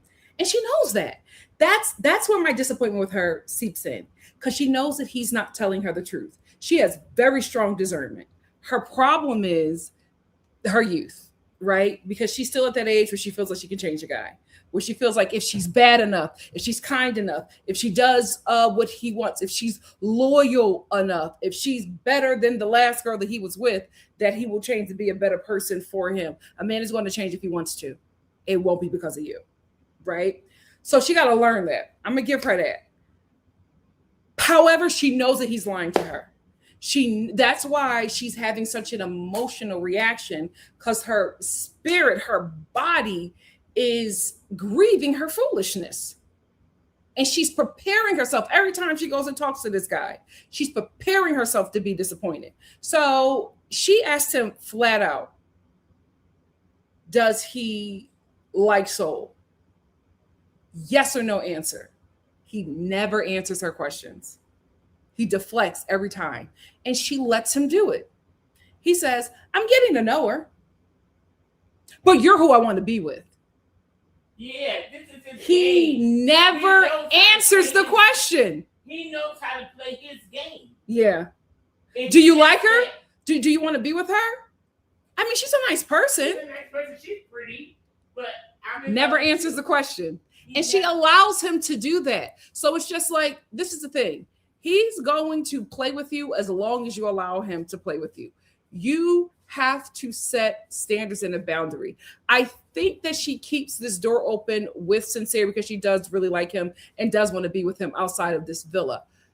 I also think because Corbin is still in this song and dance with Kenzie, she just doesn't feel safe and secure in that coupling. And of course, because it's soon. So I feel like she's keeping one foot over here and one foot over here just in case. But this is where she really wants to be. And again, you can't get involved with this couple. You just got to let it play out until she chooses herself. But I think the show keeps on keeping her because I do think that she's going to choose herself. And I do think that her story arc is going to be very girl power. Mom. And I think that's probably why they are keeping her. Who knows? Make sure you like the video. It's a lot of y'all in here, child. Make sure you like the video. Hype me up too. Anyway, she got to choose herself. I hope she does at some point. I think she may. That's why the show is keeping her around. But we will see. Now, let's close out with Kenzie. Kenzie and Corbin go chat. Earlier in the day, they had a chat. Everybody thought that they kissed, but they didn't kiss. Corbin didn't kiss Kenzie because he wanted to respect the coupling with Melanie. She did not like that. Kenzie did not like that. So he steals away. He's just like, well, I feel like they steal away for a chat. And he's telling her, he's just like, I feel like you haven't like really been talking to me or whatever. And she's like, well, you set that up because, I wanted to kiss you and you didn't want to kiss me. And, for whatever reason, of course she knows what the reason is. He told her. So he's just like, well, I really, really like you. And, but you're in a coupling. And she just reassures him that it's him. She's going to pick Caleb. But right now, her mind is focused on defeating Melanie. Mm-hmm. So she's going to do with that, whatever. So he says, I want to kiss you. And she's just like, well, the ball's in your court because I want to kiss you too. So they end up kissing each other. Right? Corbin and Kenzie end up, they end up making out. And so after they kiss, Kenzie goes, let's not tell nobody. Because I don't want to, I don't want to get people upset. What was they doing, making out? They was making out. And she was like, just like that daggone Sierra. Y'all both. She's just like, because I don't want anybody to know about this. And he agrees, right? So they agree to be secret lovers. Yeah. That's what they are. Trying so hard to fight the way they feel. Because we both belong to someone else. But I can't let it go. Because what we feel is all so real. So what, mama? So real. So real. And when she said that, when Kenzie said that, I said, isn't that interesting? You know what else is interesting? The white girl mob that is starting to form in the villa. Kenzie, Jen, and Soul. Here's the thing. I don't think that Soul knows yet. That's why we need a movie night. Because I feel like I can't get a good read of Soul. Because I don't feel like she knows what's really going on. She thinks that Sincere likes her. Sincere is playing with her. Because Sincere, Casey, and Kenzie are doing the same. They are playing the same game. Those three, their strategy or what they are going to do is they're going to explore and play around and lock down with someone they can win with. But they want to have some fun before they lock in the game. Mm-hmm. And they want to lock in after Casa.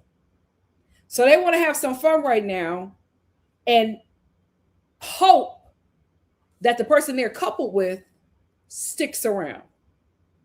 But they got to play with them and make them feel safe and secure so that the person they're coupled with don't explore.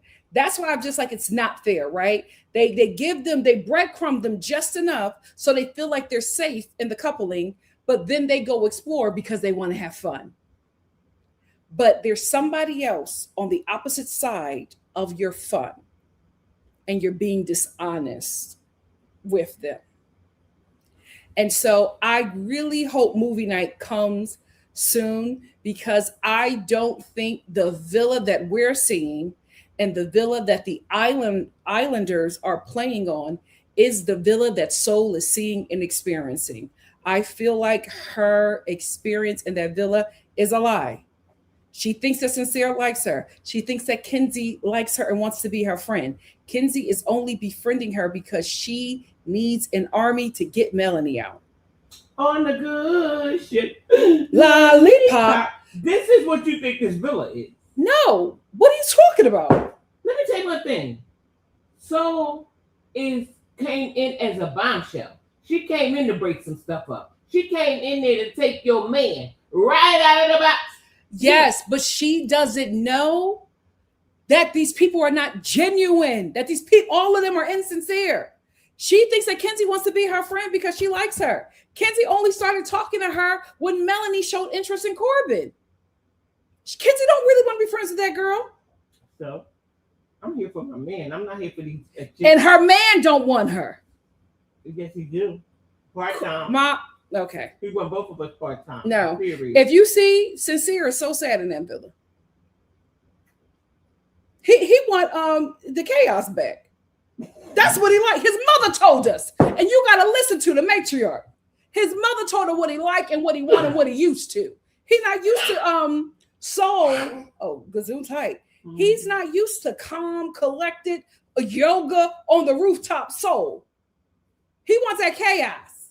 He want to be fighting with Melanie or Broad and Erie in front of the checkers.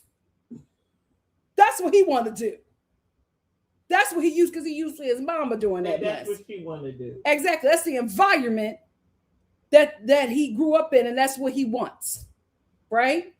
So all I was saying is I hope movie night comes so Soul can really like have an accurate representation of what this villa is. Anyway, but Soul don't care. This is what I'm trying to get you to understand. She don't care. And I cannot agree with that yet because she doesn't have all the facts. And that's why I can't give an accurate bombshell. Mom, but that's why I cannot give an accurate read of this girl because she doesn't have all the facts. And if she has all the facts and still remains this way, then I can give my commentary. But right now, AKA she's a bombshell who is being love bombed by a liar. Can I tell you, sincere lies so much, even the devil is shocked. Most side chicks. That's the thing. The girl doesn't think that she's a side chick, Mama. Yes, she does. She knows she's a side chick. Okay. Moving on. So anyway, Kenzie say don't tell nobody because I don't want people to get upset. And Corbin's like, oh yeah, I won't tell nobody, Miss Mary. I's not say nothing to nobody. Mackenzie. So he gets on my nerves with that. I hate that. I hate watching him do that minstrel show. Disgust. Your ancestors weep. Anyway, so they agree not to tell any body about the kiss. Here's the thing. I don't know if Corbin would do that because every time Corbin kisses Kenzie, he tells Melanie. So I don't know. I really do not know. Corbin's a little chatterbox. He's a little gossip girl. So I don't know if he is going to stay true to that. But I thought it was so interesting. That Kenzie not only initiated the kiss with Corbin, but also initiated the lie, initiated the deception, initiated the deceit. And Melanie, who is, before she even thought about him, thought about pursuing him, went to Kizzy out of respect for her friend. Right? Asked her in a game show competition where the end result is money, asked her if she could get the green light to pursue him. And Kenzie is making out with that guy and telling him the lie and not tell her. That's what y'all get for prioritizing this girl. That's what you black girls and you people of color girl get. You women of color, that's what y'all get. You will never be seen as an equal. You will never be prioritized. She will never grow out of this. Hello, Summer House. But they need to just leave it there. You will always be the disposable colored friend. But all them black girls, all them women of color in that villa is prioritizing her and her feelings. Let her call first dibs on a guy. She got two men that she sunk her claws in and nobody can touch him. And they let it happen. They let her control that game. And I got to give it to the girl. She didn't have to lift a finger. They did it for her. Wait a minute. I don't agree. She did, Mom. They all did it. Oh, Kenzie has first dibs. Oh no, I can't. I don't want to do that because my girl Kenzie. I can't do that to my girl Kenzie. I want to explore him with my girl Kenzie. She did not ask them to do none of that. What she did say to Melanie was that she didn't like it because now y'all want to change up the situation. Before y'all volunteered your labor to me. Now y'all want to change up the situation. Now y'all want to be emancipated. For the white guy. Y'all came to me. Y'all begged me to pick cotton. I didn't put you in them fields. Now you want to be free. So now she got a problem because y'all changed up the deal that you presented her with. Now, before you even think about touching that boy, you run to Kenzie and tell her. She gonna let him smack it, flip it, rub it down, and won't tell you nothing. You won't see it until movie night. Oh no! I need a body because bag. she does not see you the same way as you see her. Friend, where? Because that's exactly the conversation that's going to happen.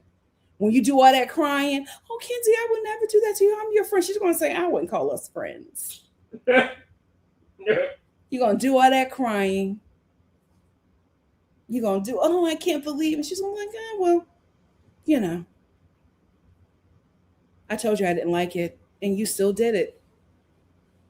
I can't wait for movie night. I cannot wait for movie night. This daughter of the Confederate is going to show out. I cannot wait. I also cannot wait. I also can't wait for Corbin to get his bombshell. We have to see, like, y'all can't leave him. Not Corbin, Caleb.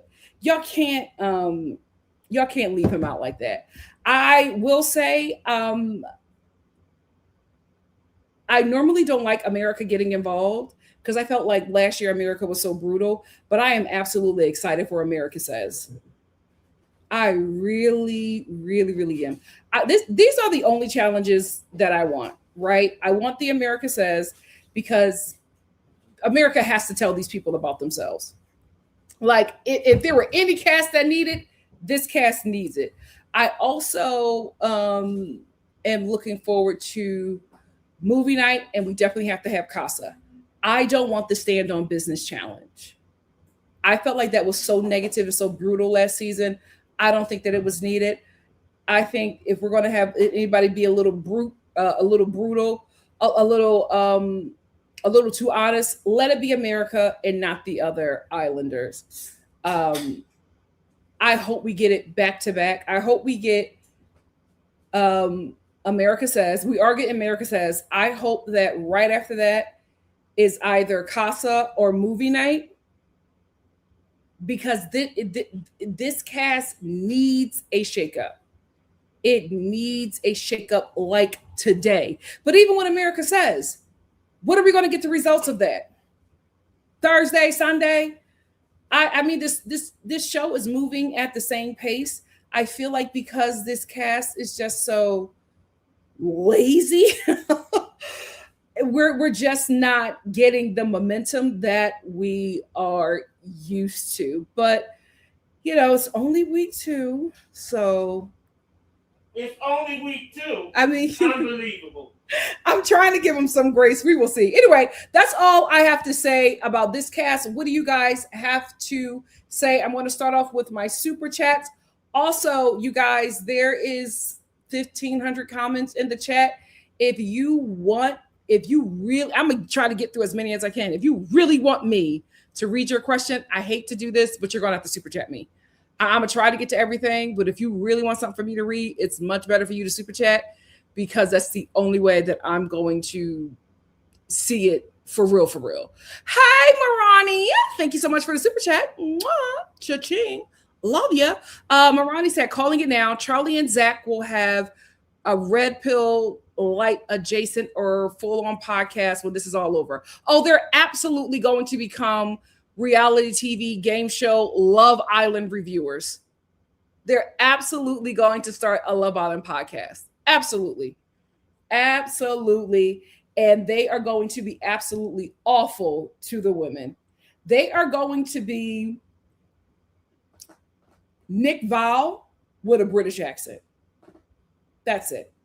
That's it. Thank you, Marani, for the super chat. We also got a super chat from Toy Story. What's that? Thank you for the super chat, Toy Story. Cha-ching. Toy Story said, hey, Nikki, can you say hi to my best friend or brother from another mother? His name is Ronald. Hey, Ronald. How are you? If you're watching watching. Thank you for watching. Love you. Mwah. Thank you so much, Toy Story. Bye, Ronnie. Ronald. Why did I just give you a nickname? I'm so sorry, Ronald. Hey. All right. Give me a second. I'm scrolling up. Oh, y'all was talking up in here. Oh, I forgot to put the comments on stage. That's what I need to do, so I can catch them in real time. I want to start doing that. But hold on, give me a minute while I scroll up to the top. This is the most comments I think I've ever had in a live. Girl. Did she bring my salad in, Mama? Huh? Is my salad here? Yes. Oh, I just saw something. Oh, I went too fast. Lord, bring it back to me. Bring it back to me. Oh, darn it. There was a really interesting comment in the chat, and I wanted to talk. Oh, here we go. WNC said the astrology's girlies are comparing Trinity and Caleb's astro charts. They have the most romantic and sensual synastry out of everyone in that villa. Bryce's competition is 20 feet away. What? Who? Trinity and who? Trinity and Caleb. That would absolutely be out of nowhere. But, Kenzie will lose it. They would probably have to remove her from the villa. Finally. They would have to remove her from the villa. She got to watch Melanie and Trinity. Oh, she's gonna explode. She's going to explode. My God, today. Ma, you watching me? Huh? You watching me? Yeah. I'm not like freezing because I'm freezing on my end. Oh, this is frozen. I just seen you frozen. Wait, am I still? No. I'm not frozen. I'm moving in real time. Yes. Okay. Because on my end, do not worry, do not fret. I'm auditioning other streaming services. Or it could be because I'm in a townhouse. Child, if I would have known now that I would have to have 2 routers to live in a townhouse, I wouldn't have done it. Oh, here we go. I'm at the beginning. Neglected, what's up? Neglected said, I need Soul to stay out of that Kenzie and Jen group. They're doing nothing but talk about Melanie in a negative light, and she's already in a messy situation. Stick with Trinity and Anaya. Absolutely. It was not a good look for her. I said, ooh, what you doing over there?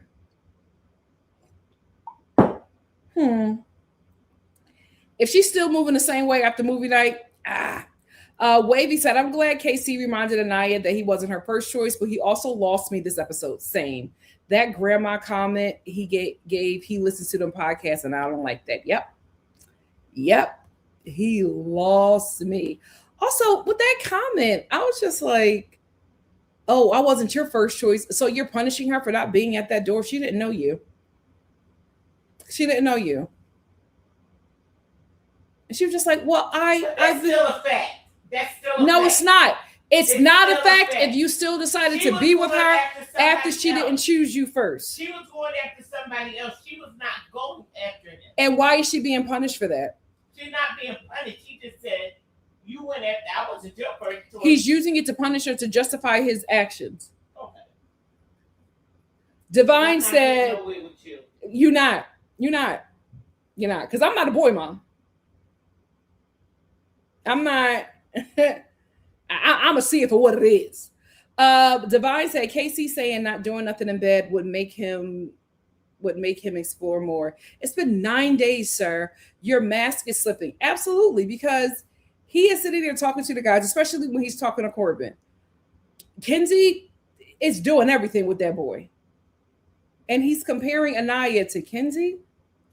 No, he's not. Yes, he is. No, he's not. Mom, he was literally sitting down having a conversation with Corbin, and Corbin was letting him know all the stuff that he was doing with Kenzie sexually. And then KC's response was like, oh, man, me and Anaya ain't doing nothing. Don't talk to Grandma. But girls talk.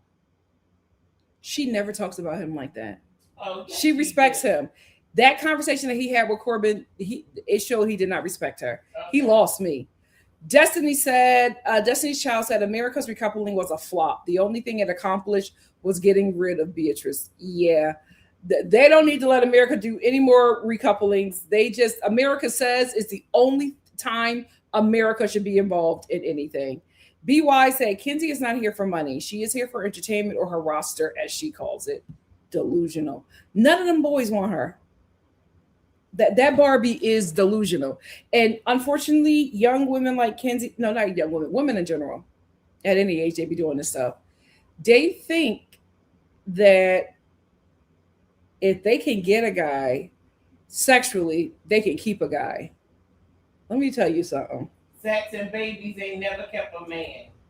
Sex, babies, skin tone, features, hair texture, BBL. money, BBL, education, none of that can keep a man that don't want to be kept. Your coochie is not spectacular. No shade, right? It's not so amazing that it'll make him do right by you. You are fighting far too hard to impress a species that can't get hired at a morgue. Your clam ain't all that.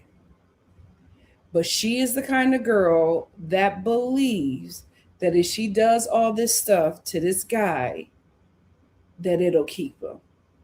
Oh, girl. Mom, earmuffs. Earmuffs, Mom. I got earmuffs. No, I'm watching you. Both. Oh, girl, I sucked it from the back. He was shaking. He ain't never going nowhere. Girl, please. Sucked it from the back. Mama! Girl, please. He'll stick it in a chicken and get the same sensation. You're nothing. Not Mom! Mom! Mom! Big boy if he could put it to the back. Oh, Lord. Your clam is not that special. It's not. Everybody got a muscle. It just depends on how you use it. But she believes that. Oh, I did this for him and I did that. And after that, I made him a sandwich. And then I rubbed his feet and washed his clothes. He'll still go and bang that elderly co-worker at the Cheesecake Factory. And you'll be confused, like, oh my goodness, I can't believe he cheating on me with Miss Vanessa. If he don't want to be kept, you can't keep him. But again, she's very young. Kenzie's very young. That's a lesson she's going to have to learn later in life.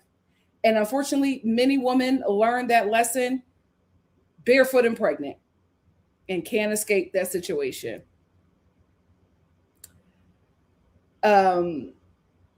So unfortunately,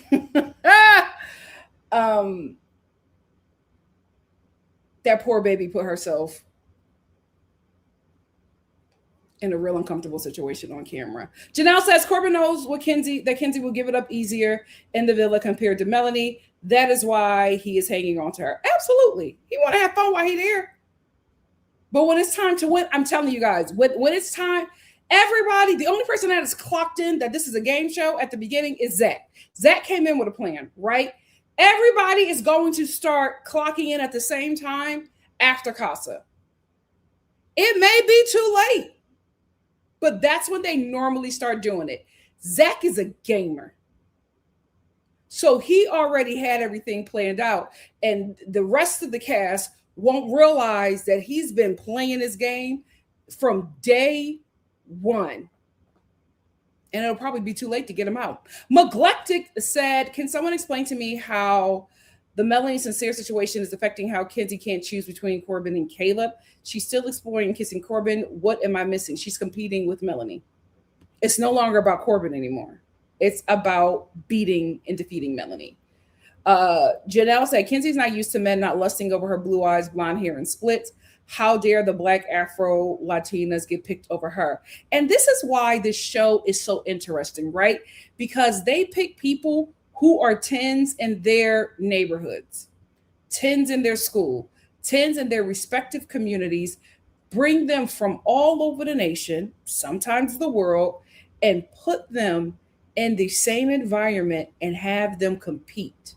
And what happens is the 10s start realizing that in this environment, There are two.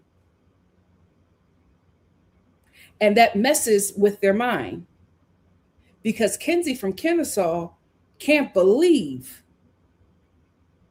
that she got to fight for Corbin with an Afro Latina. That would never happen where she's from. But in this environment, she absolutely got to fight for that boy.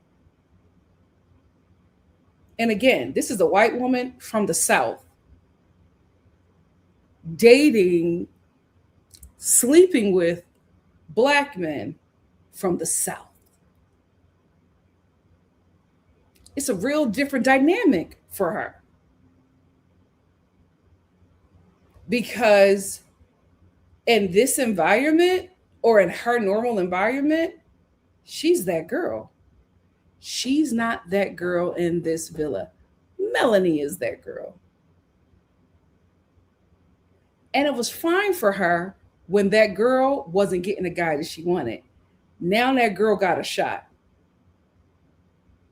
And that is why she's acting the way that she's acting. It's no longer about the cowboy. It's no longer about her being sexually attracted to Corbin because she don't like him as a person, right? She likes him as a dildo with a heartbeat. That's what it is. He's her favorite sex toy. No humanity there. She never talks about his humanity. He's her favorite sex toy. Caleb is going to be her end. That is her destination. That is her goal. But Corbin is her favorite sex toy. But Melanie is coming in, and now she may lose her favorite sex toy. So she got to compete with that girl to get him. The problem is when it's time to lock in, she will not choose him. And I think Corbin knows that because I think he's used to being a sex toy for white women. I think he knows how these situations end and how they work out. I think he gets it. This is his norm, which is a whole trauma in itself. But listen, y'all put y'all black and, people of color children in them white environments because the school is great. Your kid is going to be a nut. But let me stop judging. Anyway, so now the competition is about her beating that Afro Latina because that's going to make her feel special. Because for some reason, they are convinced, like insecure white women like Kinsey who get with black men or men of color are extremely insecure, and especially in the presence of the women from the men's culture. For some reason, it's such a crazy thing. I will never forget. I was my family and I were going to Mexico because we love Mexico. Every time I go to Mexico, I'm looking for places to live. I feel like if I ever leave America, Mexico will be my first stop. Puerto Vallarta, love it. Kidnapping us and stuff. In Puerto Vallarta, not the neighborhood. I had a great time in the neighborhood. Anyway, my seat, I was on the end. I was on the end seat, and this Asian girl got on, and she sat next to me. We chatted. It was like a really good time, but there was an empty, so there was a middle seat. And she sat on the end, and we had a little chat real quick, and that was it. And the middle seat was open. And then this black guy came, put his luggage up, and she goes, "Hey, babe," and I'm like, "Oh, okay, hey, babe," you know what I mean? And then he sits down, and so this is something that black men often do, and I think it's so hilarious. Black men who date interracially, when they see black women, they become like overly black, like overly performing, because they want to like let you know that they're not one of those black men because of the stigma. And so he was overly familiar, and I knew exactly what he was doing. He was not interested in me. I was not interested in him. There was no attraction there, but he was being overly familiar so that I can get the sense that he's the safe black guy for me, right? So that I can get the sense that, oh, this is I don't hate black women, but I just ended up with her. Right. So he was just like really making sure I was comfortable, checking in, laughing about, like we were laughing about some things, but it really just wasn't like that deep. It never gave attraction. It just gave familiarity. I guess he checked in on me a little bit too much. So she goes, you know what, babe? Let's switch. Let's switch, babe. And he was like, what? She said, babe, let's switch. And so he got up, he looked at me, he was like, I'm sorry. I was like, it's fine. So he gets up and he switches. Now, this girl who was so sweet to me, who was so kind, switched for him, sat down, kept her head straight the entire flight. Didn't look at me, didn't say anything. Kept her head straight the entire flight. You would have thought I did not exist. But everything was, babe, do this. Babe, can I just lean on you real quick? Oh, babe, can you do this for me, babe? Like had him he was literally being a servant to her. And he knew what it was, but he had to do it. And she did that because I'm black. That is it. That is it. I am black. She's with a black man. And for some reason, she thinks that I could take him. She never even asked me if I wanted him. Right? She never even asked me if that was something I wanted. But honey, in the words of Jordan Woods, I don't want your situation. I don't want that. But for some reason, in her mind, I guess I could get him. And first of all, I wasn't even like, you know what I mean? I wasn't even like looking like that girl, right? I look like that girl, but I'm on a plane. I got on my plane stuff, you know what I mean? I got on my eye mask is right here. I think I had my plane bonnet on. It wasn't really given the normal vixen that I am. But because I was black, that was all it was. I was black, and that was enough for her to think that I could take her. I don't want to call him a butt because he was a nice guy, but it's and let me tell you something. I just gave you that example. It always happens to me. I guess maybe I look so close to that huge continent, the seven. I look so Mama Africa that when any of them see me, they hold on to their black man.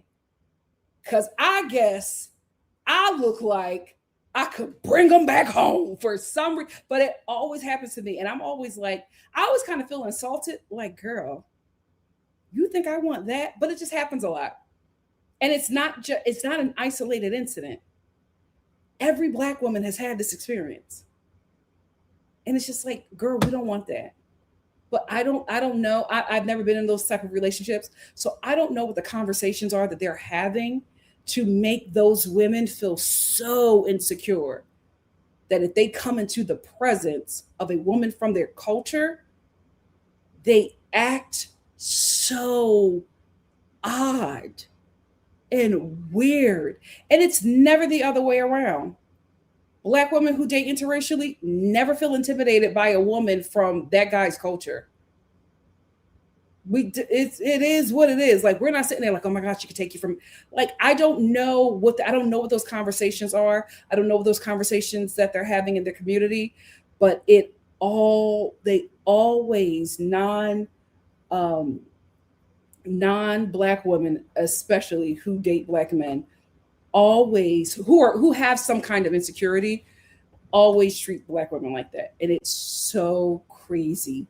I want to let you know, none of us want that guy.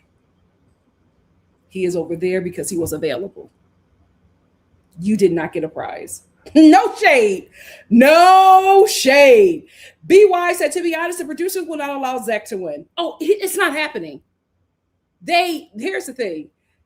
They hire gamers for this show, but you got to be a certain kind of gamer. So these gamers don't realize you may have the game figured out.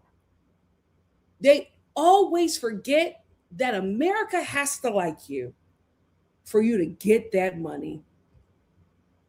They always forget that. They get so focused on winning the game and playing the game that they leave out the very important part that America has the final vote. I don't like, they're such great gamers until the end. And that's why they make it to the top five, but they never bring it home because they forget about America. They will also keep Mel, Sincere, and Kinsey. The rest are expandable. I think that they'll keep them because they have a storyline. And that's just reality TV show in general. If you do not have a storyline, these shows will have no problem putting you up for elimination and getting you out of there. If you have a storyline, they're going to do everything in their power to keep you on the show. Hello, Alandria. Alandria kept on getting saved by the show that she was exhausted. She was just like, I'm kind of ready to go. She was so ready to go, but she didn't know that they had written a story for her and she had to play that out. I'm so glad she did. Ami said, OMG, I'm on time for once and not replay game. Thank you for being here, Ami. Or is it Amira? Thank you. Hey, Unique. Unique said, they are getting on my last nerve. I was so annoyed. I was so annoyed with everybody, to be honest with you. Everybody at some point in this episode worked my nerves.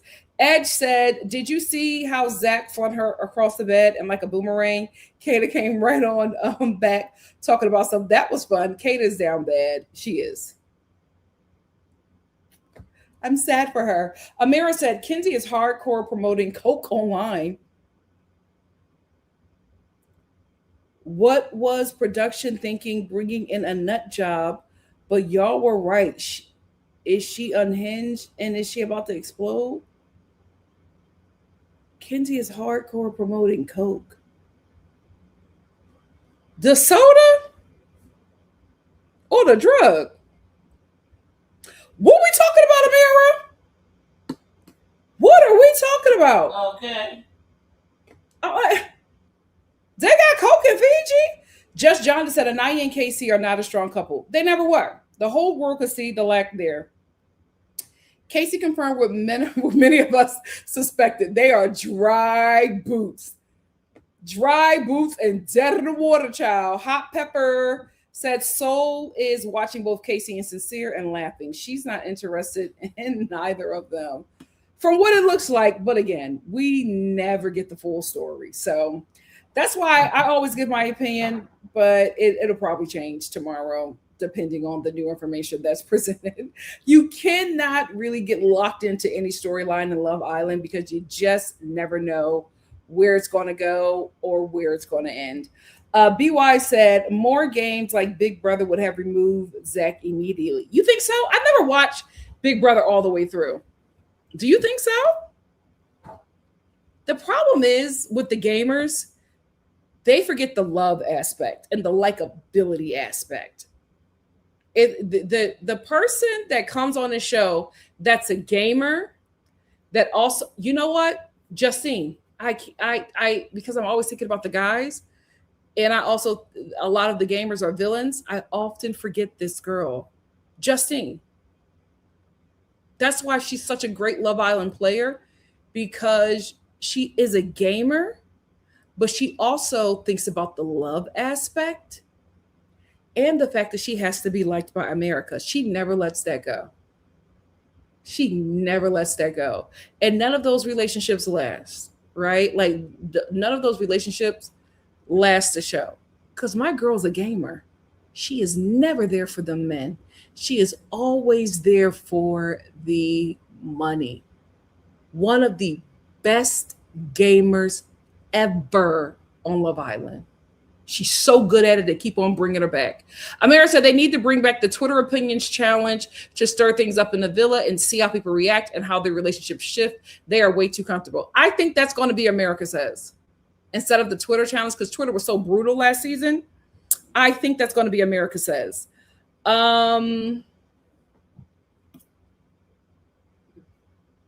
Unique said, to be fair, Mama Star, Mom, wake up. Unique is talking to you. Unique said, to be fair, Mama Star, Melanie told Anaya to go get her man. Both Trinity and Melanie told her to clock in. Mama Star, wake up. Yasmin said, Casey did piss me off calling Anaya a grandma because she's not busting it open like Kenzie. Yeah, he lost us. He lost us. Kenzie, hey girl. But he is also on the Isle of Peppers by himself too. Kenzie's here from the villa. Kenzie said, y'all will be okay with the man calling you a grandma for not giving up cat 2 weeks in. Casey blew me. I'm sorry. Same. Kenzie also said, Casey should have picked Kenzie if he wanted an easy girl. And so let's also clock Casey again, because he's wanting to explore soul because for some reason, I feel like he thinks that she's easy. I feel like he thinks that he's going to, if he ends up with soul, that he's going to be getting some action that he's not getting from Anaya. And I'm like, why do you think that? Why do you feel like that'll be a much different situation? He lost me. Two is for life said, I love Trinity too. I hope she gets a bombshell. Same. Lilo said Casey needs to be honest that he wants to explore soul, and Anaya needs to remember who she is and have the confidence in who she is. I absolutely agree. BY said, what has their family taught them? They don't need to believe Zach. What's wrong with them? Start playing the game. Well, unfortunately for us, these kids don't play the game until after Casa. Because then they suddenly remember that money is on the line. We go through this every year. To Us for Life said, I love that she reminded the girls while watching the guys work out that they need to explore. Like, yes, all of y'all. Trinity is so good. We could not let her leave the villa. I feel like when she leaves, it's going to be like when Elandria was eliminated the first time. Everybody lost it. And I think that's going to happen if Trinity is eliminated from the show. Amira said, but Nikki, did you not hear what B said about Trinity on After Sun? I haven't watched After Sun yet. Thank you for reminding me. I have to watch it.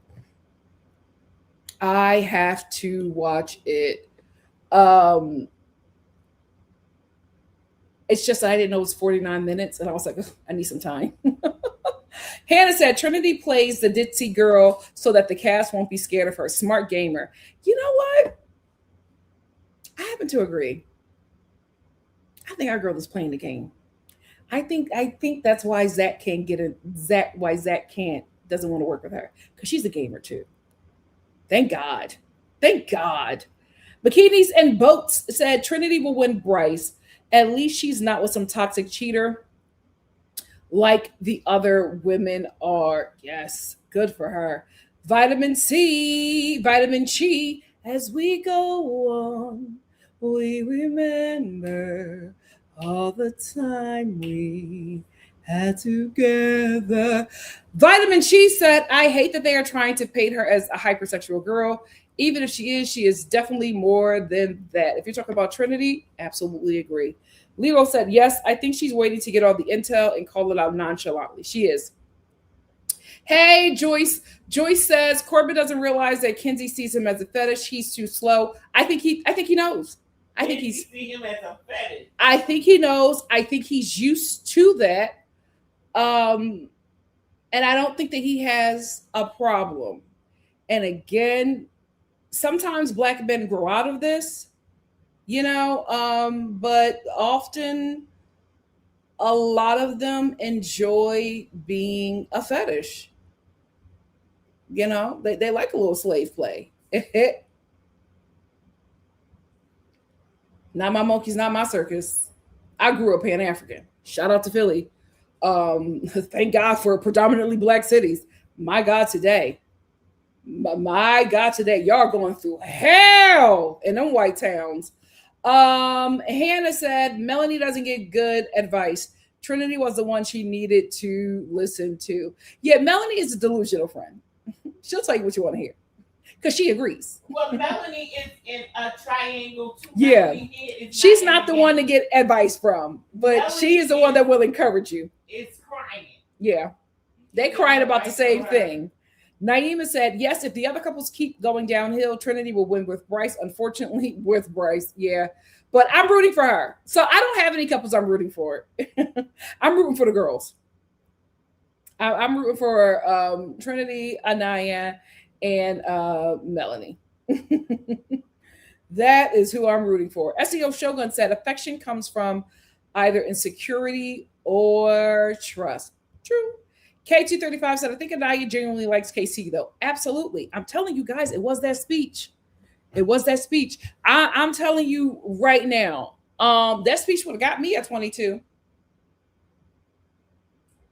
32, 42, or 52. No. I would have felt like he was pandering. But at 22, some fine black dude coming up to me telling me I'm the blueprint. Like back in the day, Airboss Mom, I used to love when them brothers called me chocolate. I was like, Mom! Mom! You and the Landria. Me and the Landria. I used to think it was so cute. Be walking home from school. Hey, yo, chocolate, come over here. Let me talk to you for a minute, chocolate. I used to think that it was so cute. Call me chocolate now. I'm tasing you, right? But you know, you're young. You think that stuff is cute. Tasing for what? Mom, you will let a man call you chocolate? They call me now? Chocolate every day. Okay. Yeah. Dude, first of all, don't catcall me. But second of all, don't call me chocolate.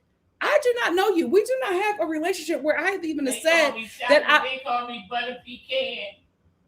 Look, girl. You can take the woman out of Philly, but you can't take the Philly out the woman, child.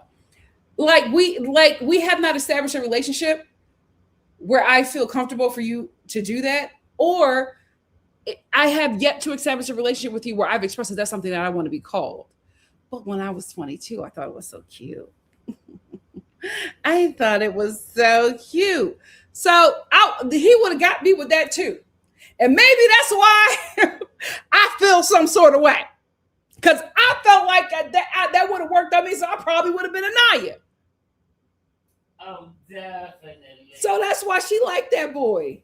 You calling me the blueprint, telling me you like my melanin. You see when you think of a black woman, you see me. She's just not sure if he actually likes her, if he's just using her, but really wants someone or something else. After his comments today, I find him very sus too. Enough already.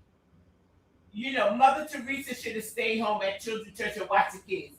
She don't know if he likes us. She's on Love Island. It's Love Island. Mom, he gave her that melanin speech. Oh, she expressed her insecurities to him. He affirmed her. Y'all go from he called me chocolate. And then Soul came in, and suddenly he got an issue with her. No. Suddenly, you didn't choose me first. Boy, bye. You know what? Boy, bye. They need to send her on the first thing sailing back to her daddy. Because, come on. We need... Mom, you really agree with how KC was moving this episode? Yes, come on. Yes. It's Mom. Love Island. It's Love Island. It's not Charm School 101. It's Love Island. We're playing a game. You know what? I was going to go... No one's playing a game but kids. I was going to go back and forth with you, but I realized KC going to humble you. He ain't going to humble me. He's my man. KC is going to humble you. You are going so hard for this guy. It's not the guy. Yes, you are, it's Mom. Not the guy. Yes, you are. You cannot see any fault in him. And you know what? If you want to stand 10 toes down for him, keep standing. Keep standing. We'll be waiting. We'll be waiting for the 180. We'll be here. We'll be here. That's in choir rehearsal. Go ahead. Message said, but Mela told her to go get a man. I thought that was a good one. It was. I will give Melanie that. That was some good advice. But again, Trinity is the friend that you need to listen to. Melody, a broken clock is right. What, twice a day? Yasmin said everybody needs Trinity because women always give the male perspective, and that's how they end up looking crazy. True that. True that. KT35 said Kenzie and Corbin are given forbidden relationship between the masses. Child. Meet me by the tobacco tree. Child. Naima said, yes, did y'all notice Jen and Caleb too? Yep, she was giving romantic vibes that more than she gives to Gabriel. It's pure sex with that man.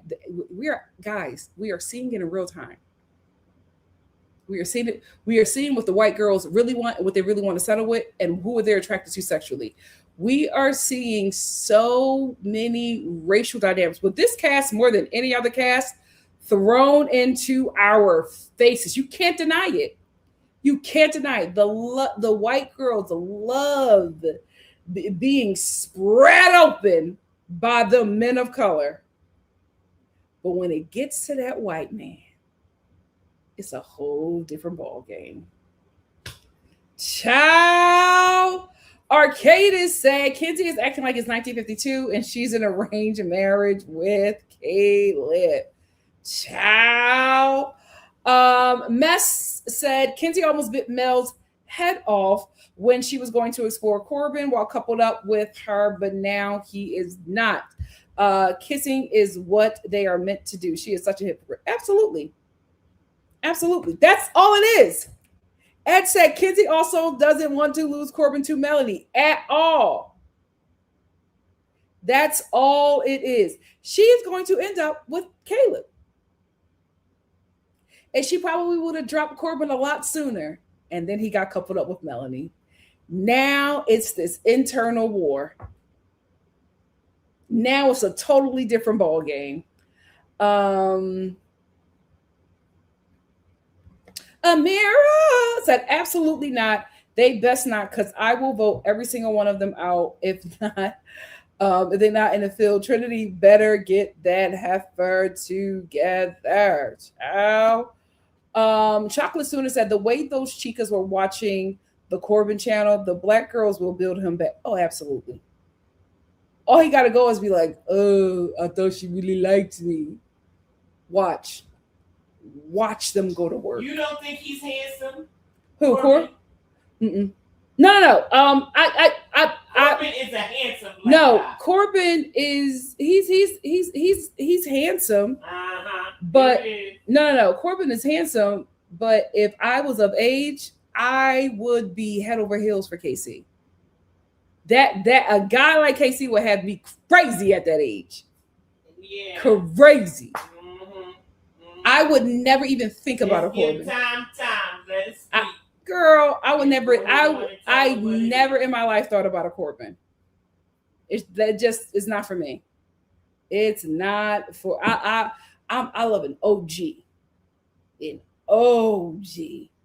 I like I'm a star. That's me. No, I really like I really like a very dark black man with undeniable African features. That is it. I like a black man you can't mistake for anything else. You know what I mean? Monoracial. Get your girl going. I'ma stop me. Lolo said, I don't, huh? So you looking for what is DeMarco? I'm looking for DeMarco. I'm looking for a Derek, a Dante.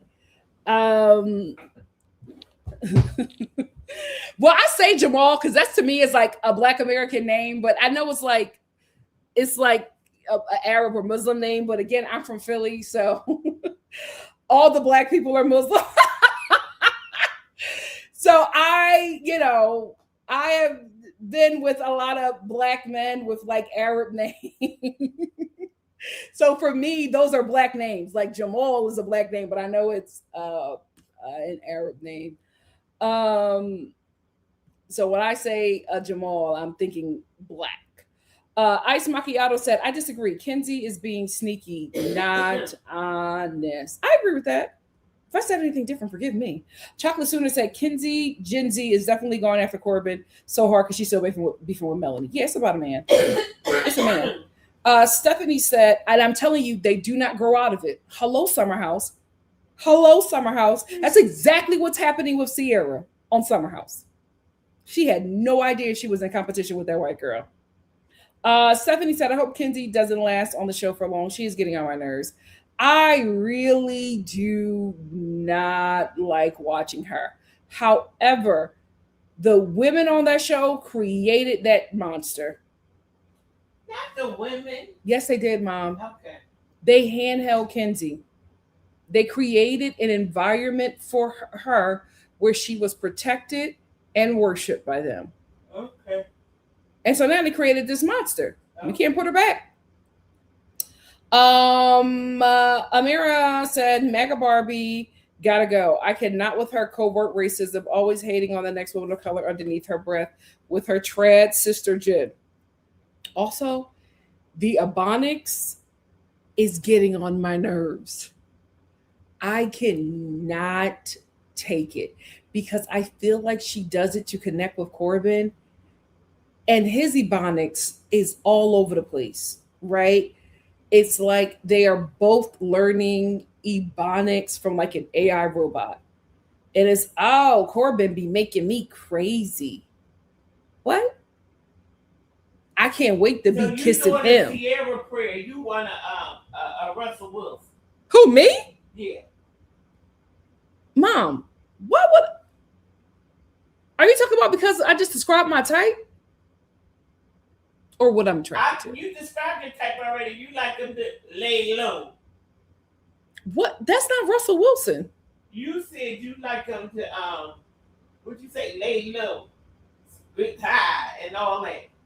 I did not say that. Wake up. You said you like a man that, I said I'm a stud. What's the name of that song that you sing? Oh. I like a man that lay low. You talk about West Oakland Tuesday. I like to lay low. Guess it. Island. Pick it. What a Draco. Me and my Marina Island ho. Ocean breeze. Back shots on the balcony. I like a dark skin with a spoil me. Yeah. But minus the Draco. Minus the Draco.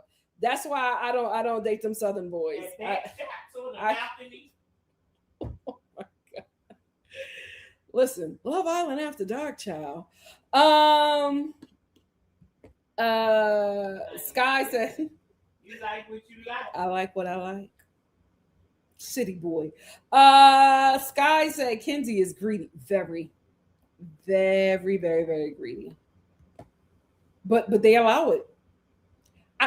I would, if I'm on that show, she's not holding two men. She's not holding two men. And you go home if you're single, she's not holding two men. If I was Melanie, baby, I'd be up in that bed with Corbin, just tussling. And letting her hair. Well, honey. Tussling. And the next morning in the glam room talking about how big his arms is. Okay. Yeah. You want to be funny? I'm going to be hilarious. Okay. I'm going to be hilarious. And I'm going to be like, oh my God. Oh my God, girls. Corbin, he taught me some patois. Wagwan. Yeah. Let's play, Kenzie. Let's play, Kenzie. Let's play. Oh, I'll be in that kitchen making some jerk chicken patties. Play with me if you want to. Melanie, you better clock in. Shoni said everyone was talking about Melanie being Honda, but Kenzie is treating Mel just like Honda. Yep. That's the thing. But and here's the thing. And why is Kenzie treating her like that, right? Same thing with Huda.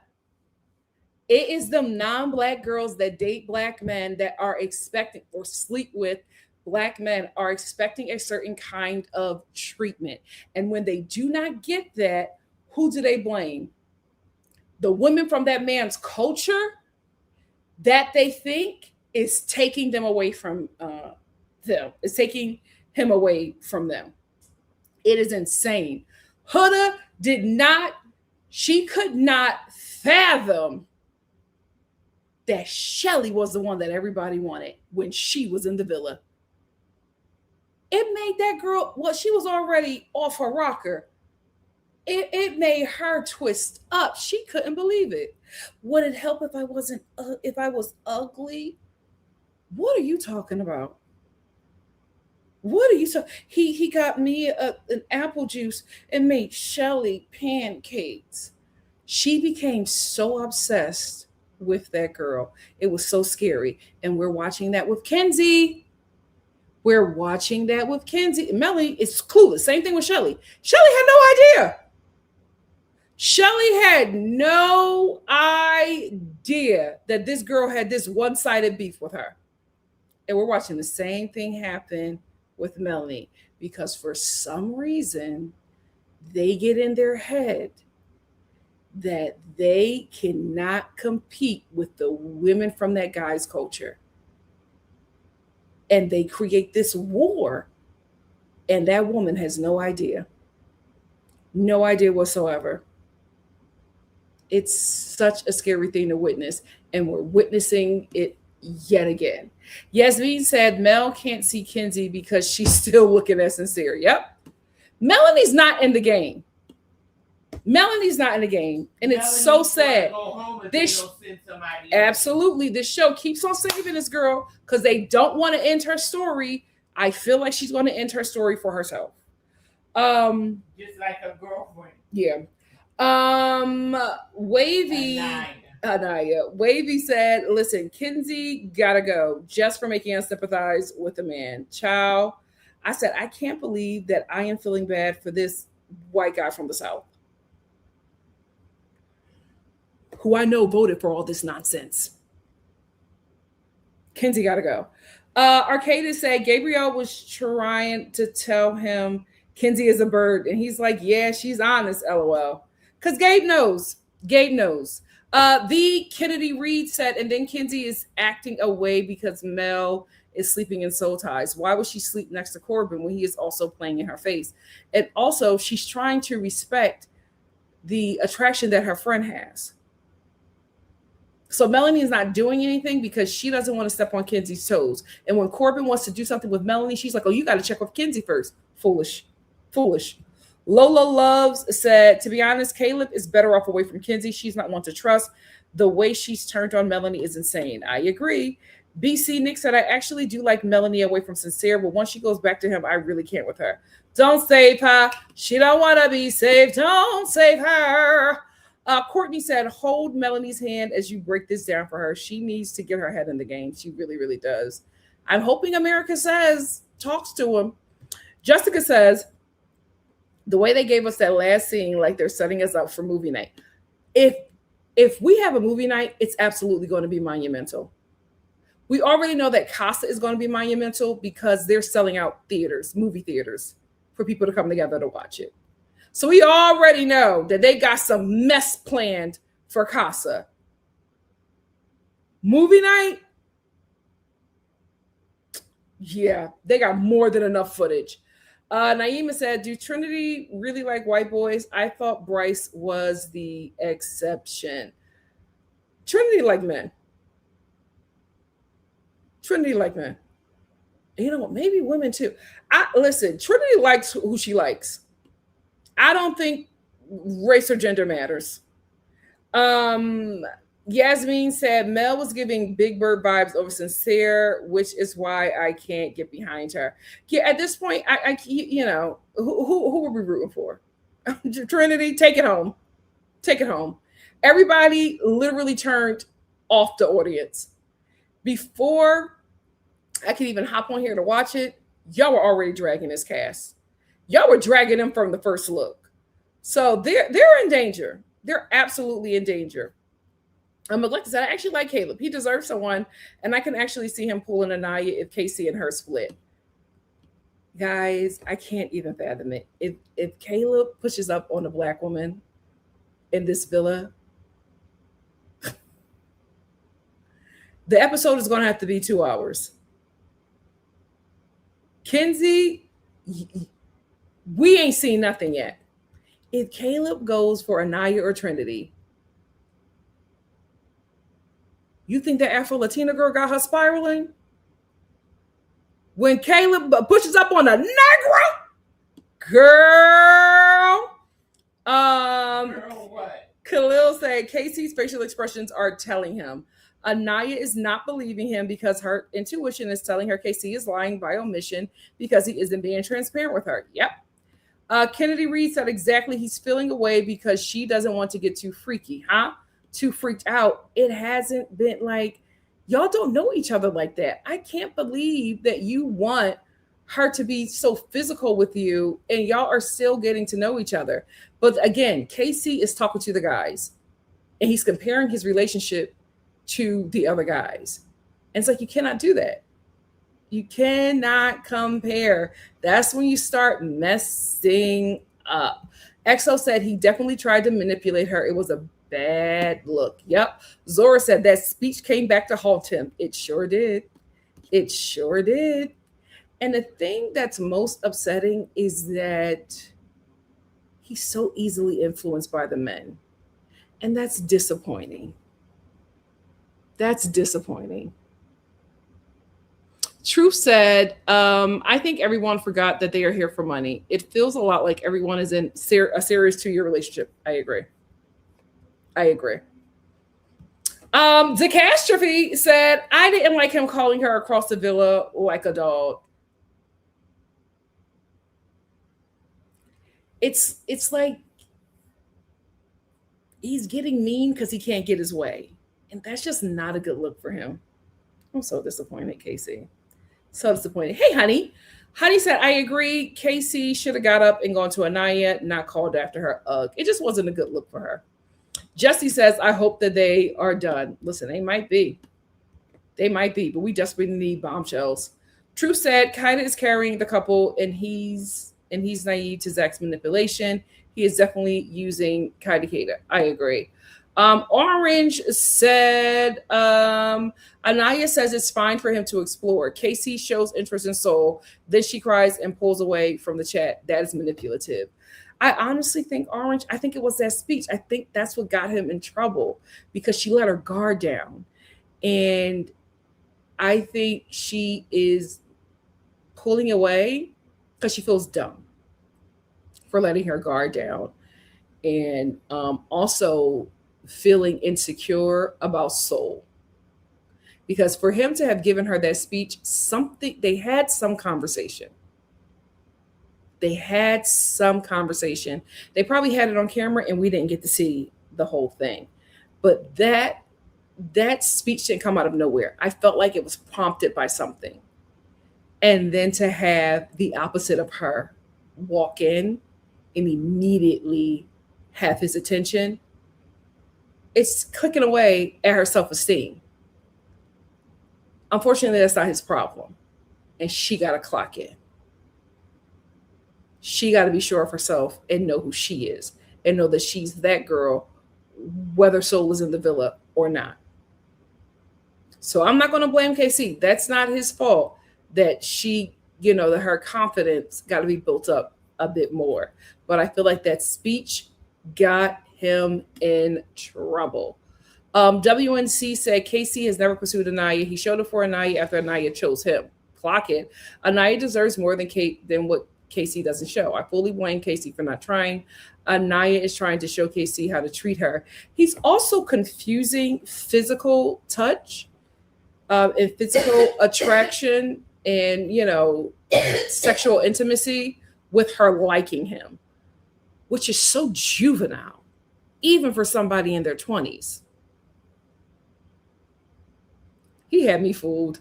Two is for Life said, listen, Kinsey, Kata, maybe are getting buck wild with the men they've only known for 2 weeks. It's refreshing to hear Anaya say she's locking it up and not doing all that this soon. I don't think she's doing all that ever. I just don't think that Anaya is going to be that girl to bust it open on camera. And I think that's how a lot of the Black girls are moving, and that on these shows are moving. And that's what disappoints me the most about KC.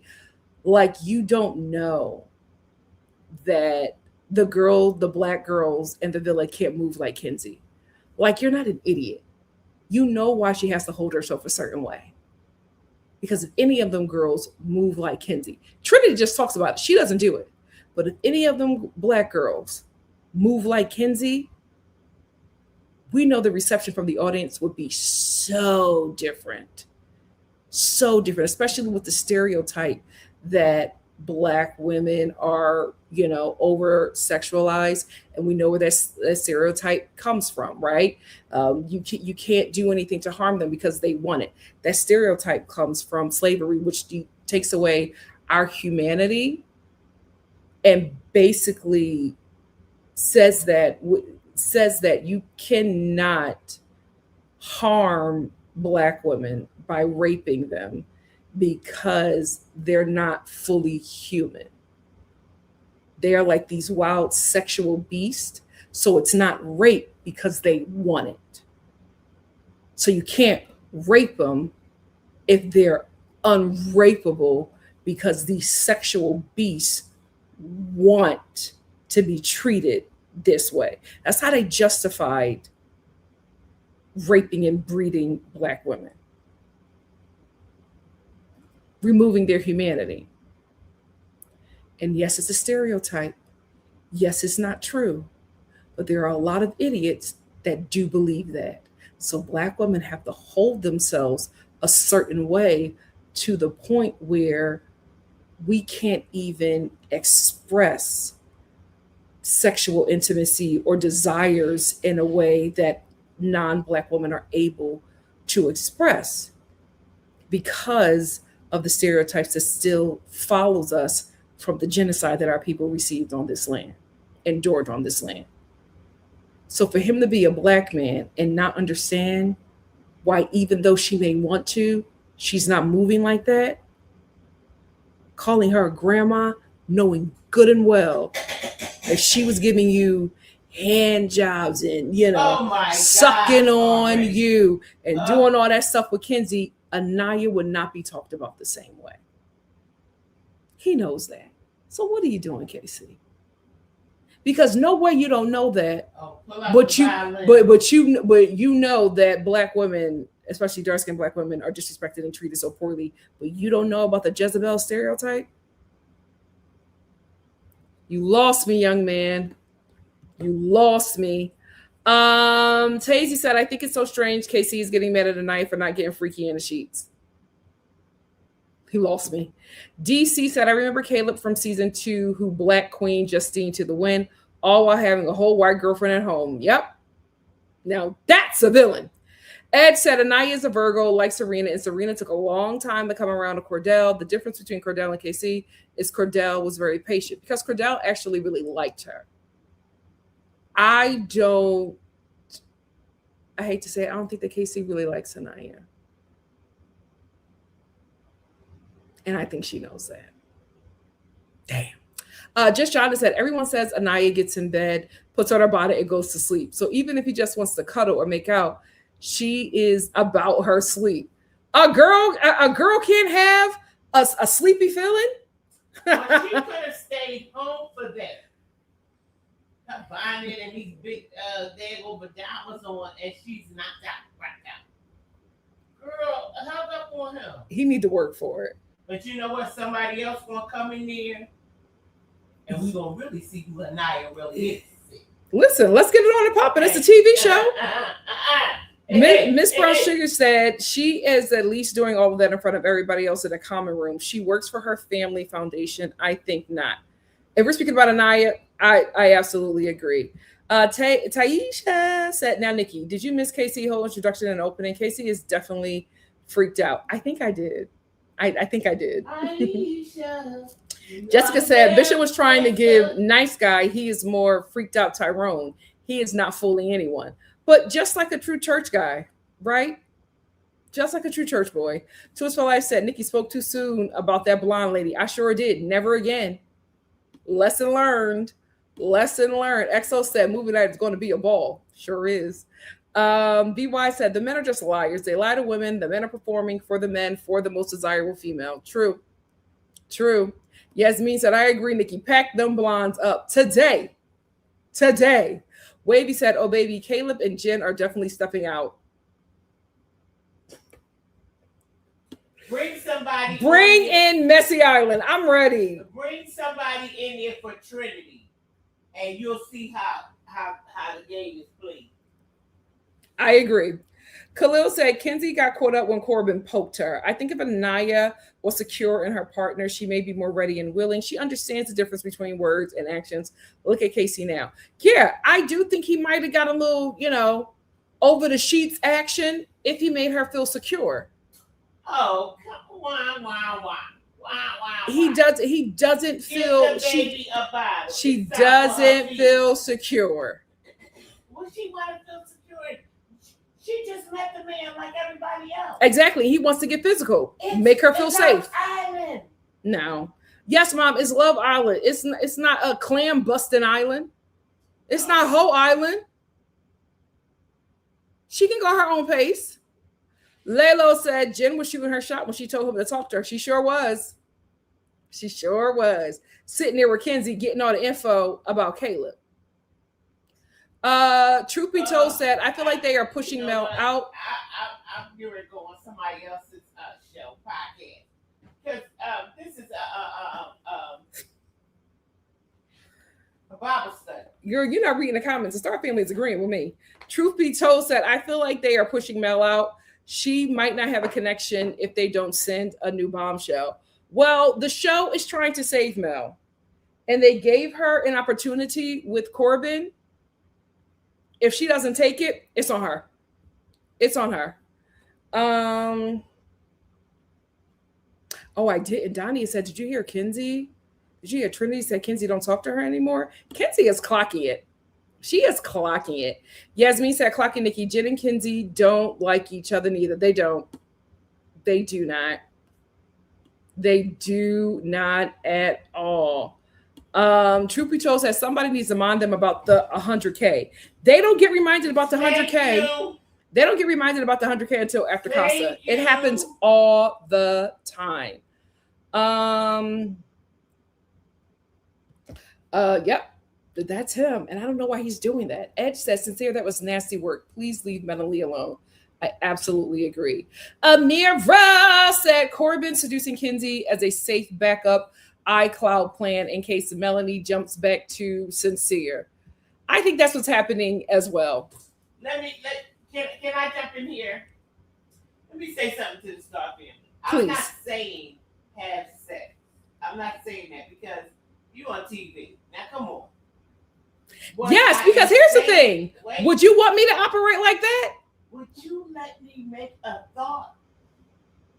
What I'm saying is secure the bag. Secure your dude. Any discrepancies. Well, how does she secure him if he is moving at a sexual pace that she is not comfortable with?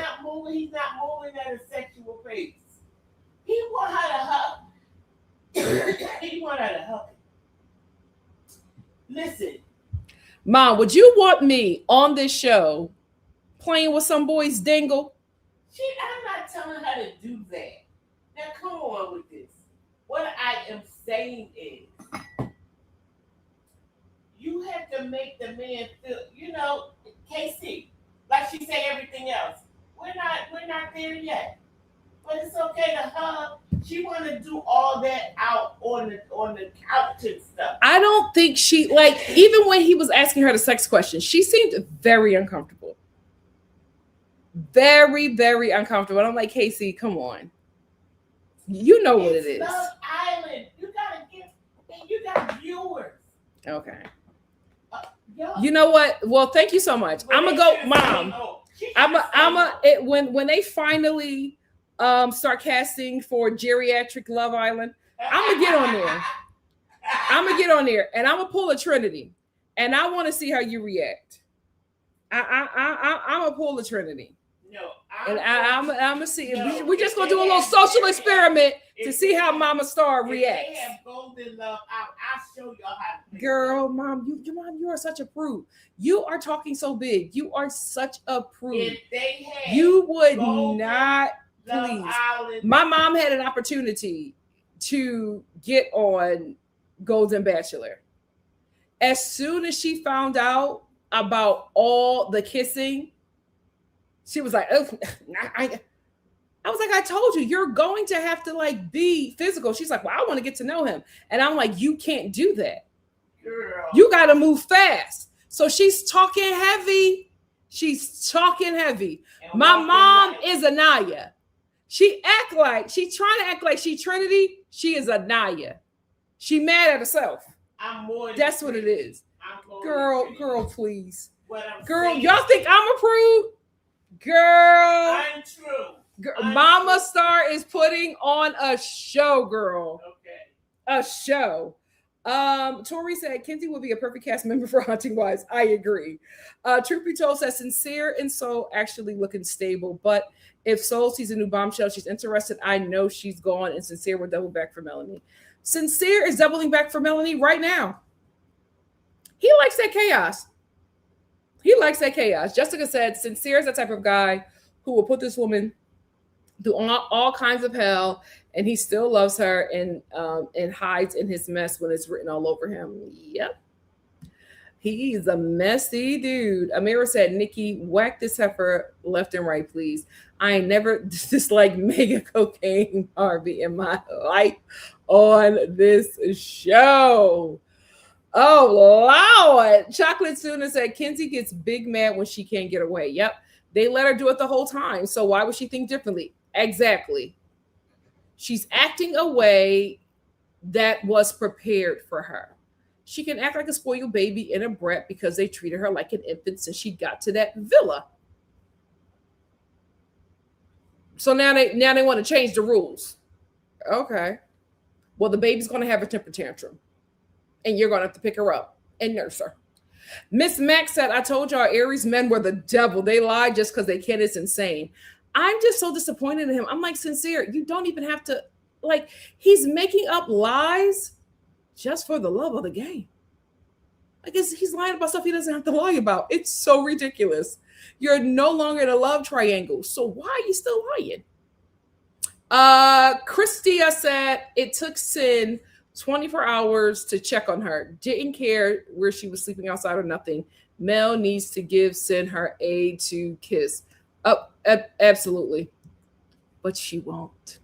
Miss Brown Sugar said, the way I love Secret Lovers and As We Lay as a child, then got old enough to understand and was appalled. Oh, absolutely.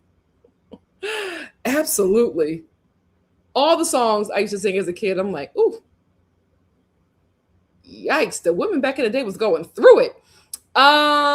Miss Max said, I got my eyes on Miss Soul. I don't know about her. Not Miss Soul.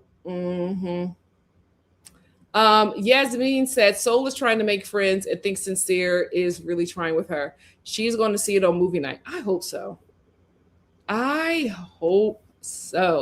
Chocolate Sooner said, I wish the next challenge was American Gladiators.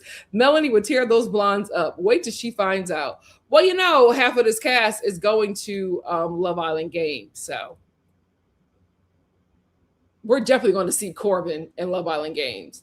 Fedora the Explorer said the way she tried to recruit Soul and now it looks like a clique with Jen, Captain Kenzie, and Soul. Soul looked like she didn't even want to be there.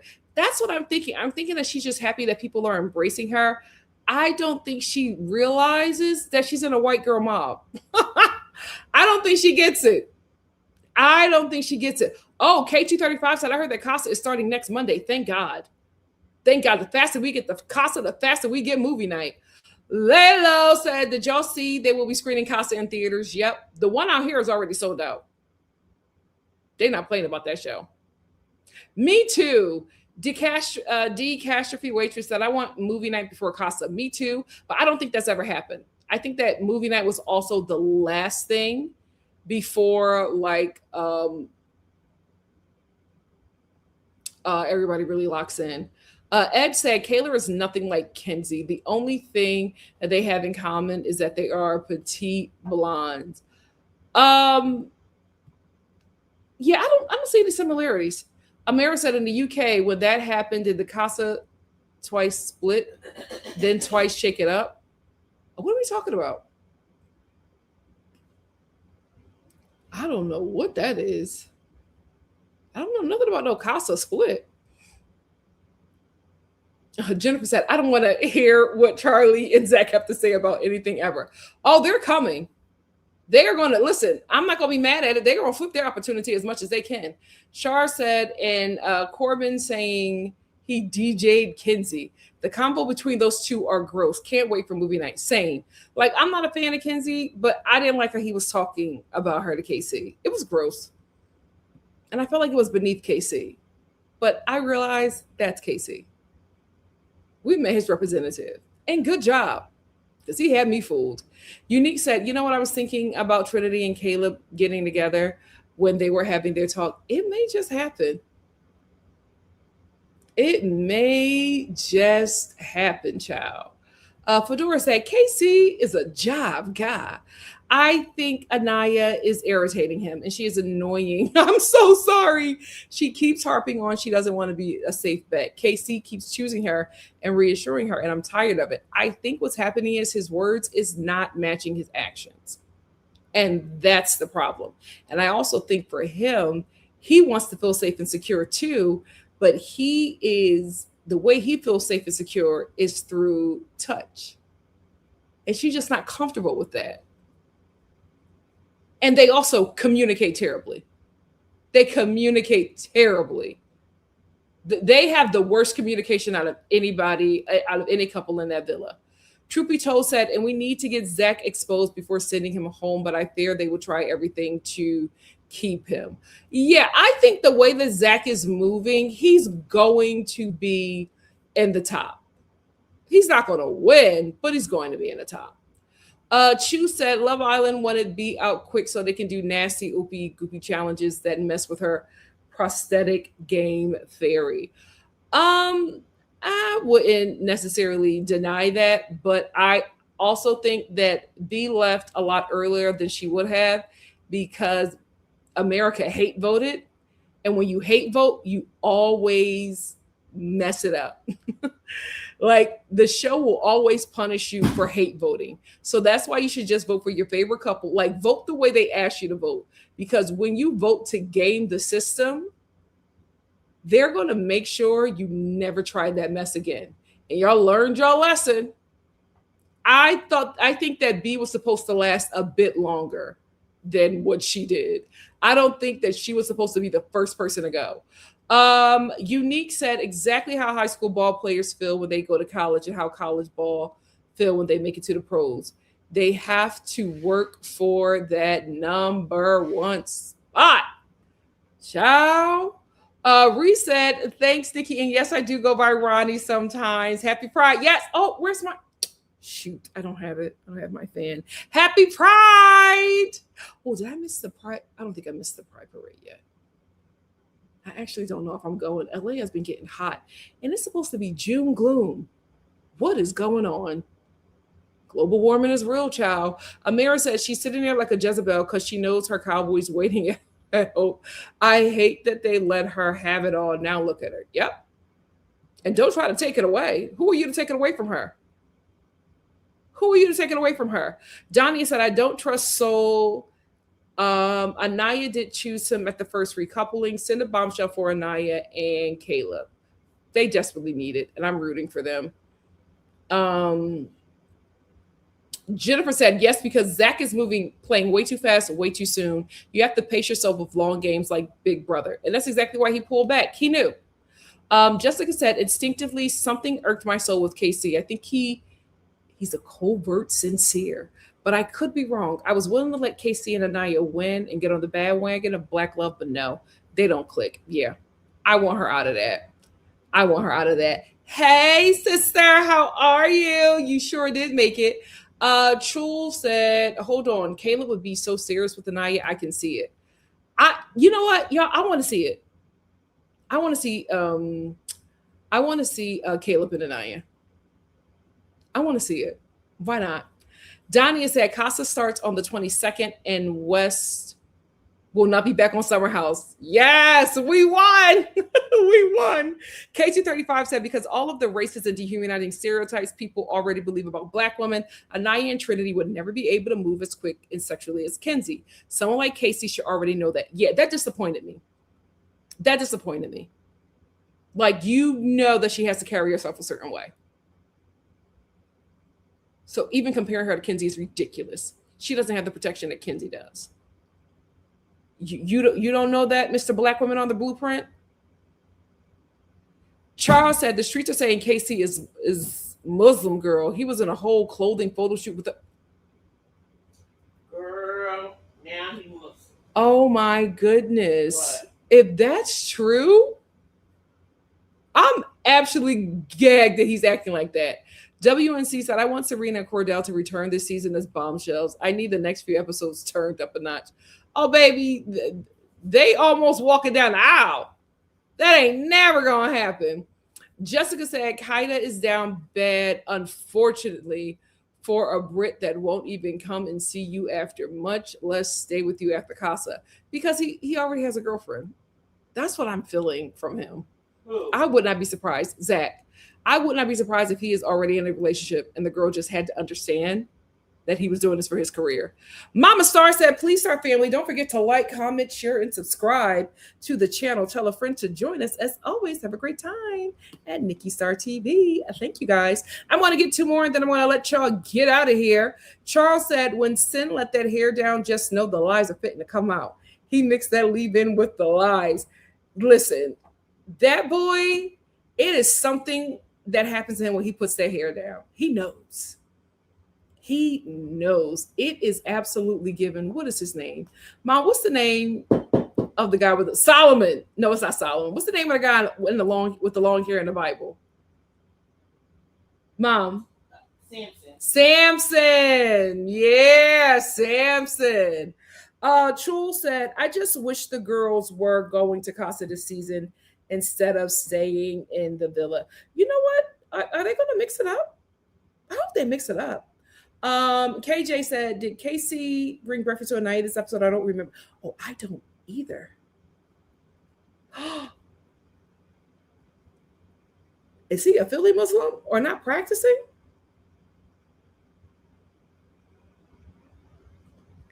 Even my Philly Muslim cousins wouldn't be trying to move like KC on TV. They don't play that. They horror in private. K235 said, I seen pics with KC look Muslim too, but then I also heard he was a Hebrew. Okay. Oh, forget it. I'm out. Chul said, if my boyfriend was like, let me go on Love Island, please. Just open a podcast with his flop brother. I'd be so mad. But you know it's a bird that will agree with that. Kimberly said, like last season, Hannah and Iris with two different men. Nothing said, but we know what would happen if Elijah. Come on. Iris was getting anal down on camera. Oh my God. Sorry, Ma. You know what? Forgive me. I've been on one. I apologize, Mama Star. No, I'm just saying. If she wasn't getting anal. Lord, not a peep. You think Shelly could do that? The only thing that Shelly and Ace did was pray. Because they went in a hideaway and did nothing. Had a Bible study. Ephraim said, messed me up. Yeah. He messed me up. The core four broke me. Ephraim said, thank you, Nikki. Thanks, Mama Star. And thanks, Star fam. See you all tomorrow for another amazing Star Live. Yes. Thank you all for being here. Char said, I need a tall, dark-skinned dreadhead stat. Thank you. With some wicks. Let's go. And I need him to come in for Anaya immediately. WNC said an astrologer on TikTok just predicted that Bryce is winning this season. Right. Is he winning it with Zach? Like, are they coupling up? I hope that means that Trinity is with that Trinity is there, because that's the only way. But love you all, Star fam. I will let y'all go. I will see you tomorrow, same time, same place. I think if I can get home early enough and watch the episode early, I might hop on sooner than normal. We'll see. It all depends on my schedule. But thank you all so much for joining me. I love you all, and I'll see you soon. Night. Mwah. KC, baby, you lost me. And I was a good ally. How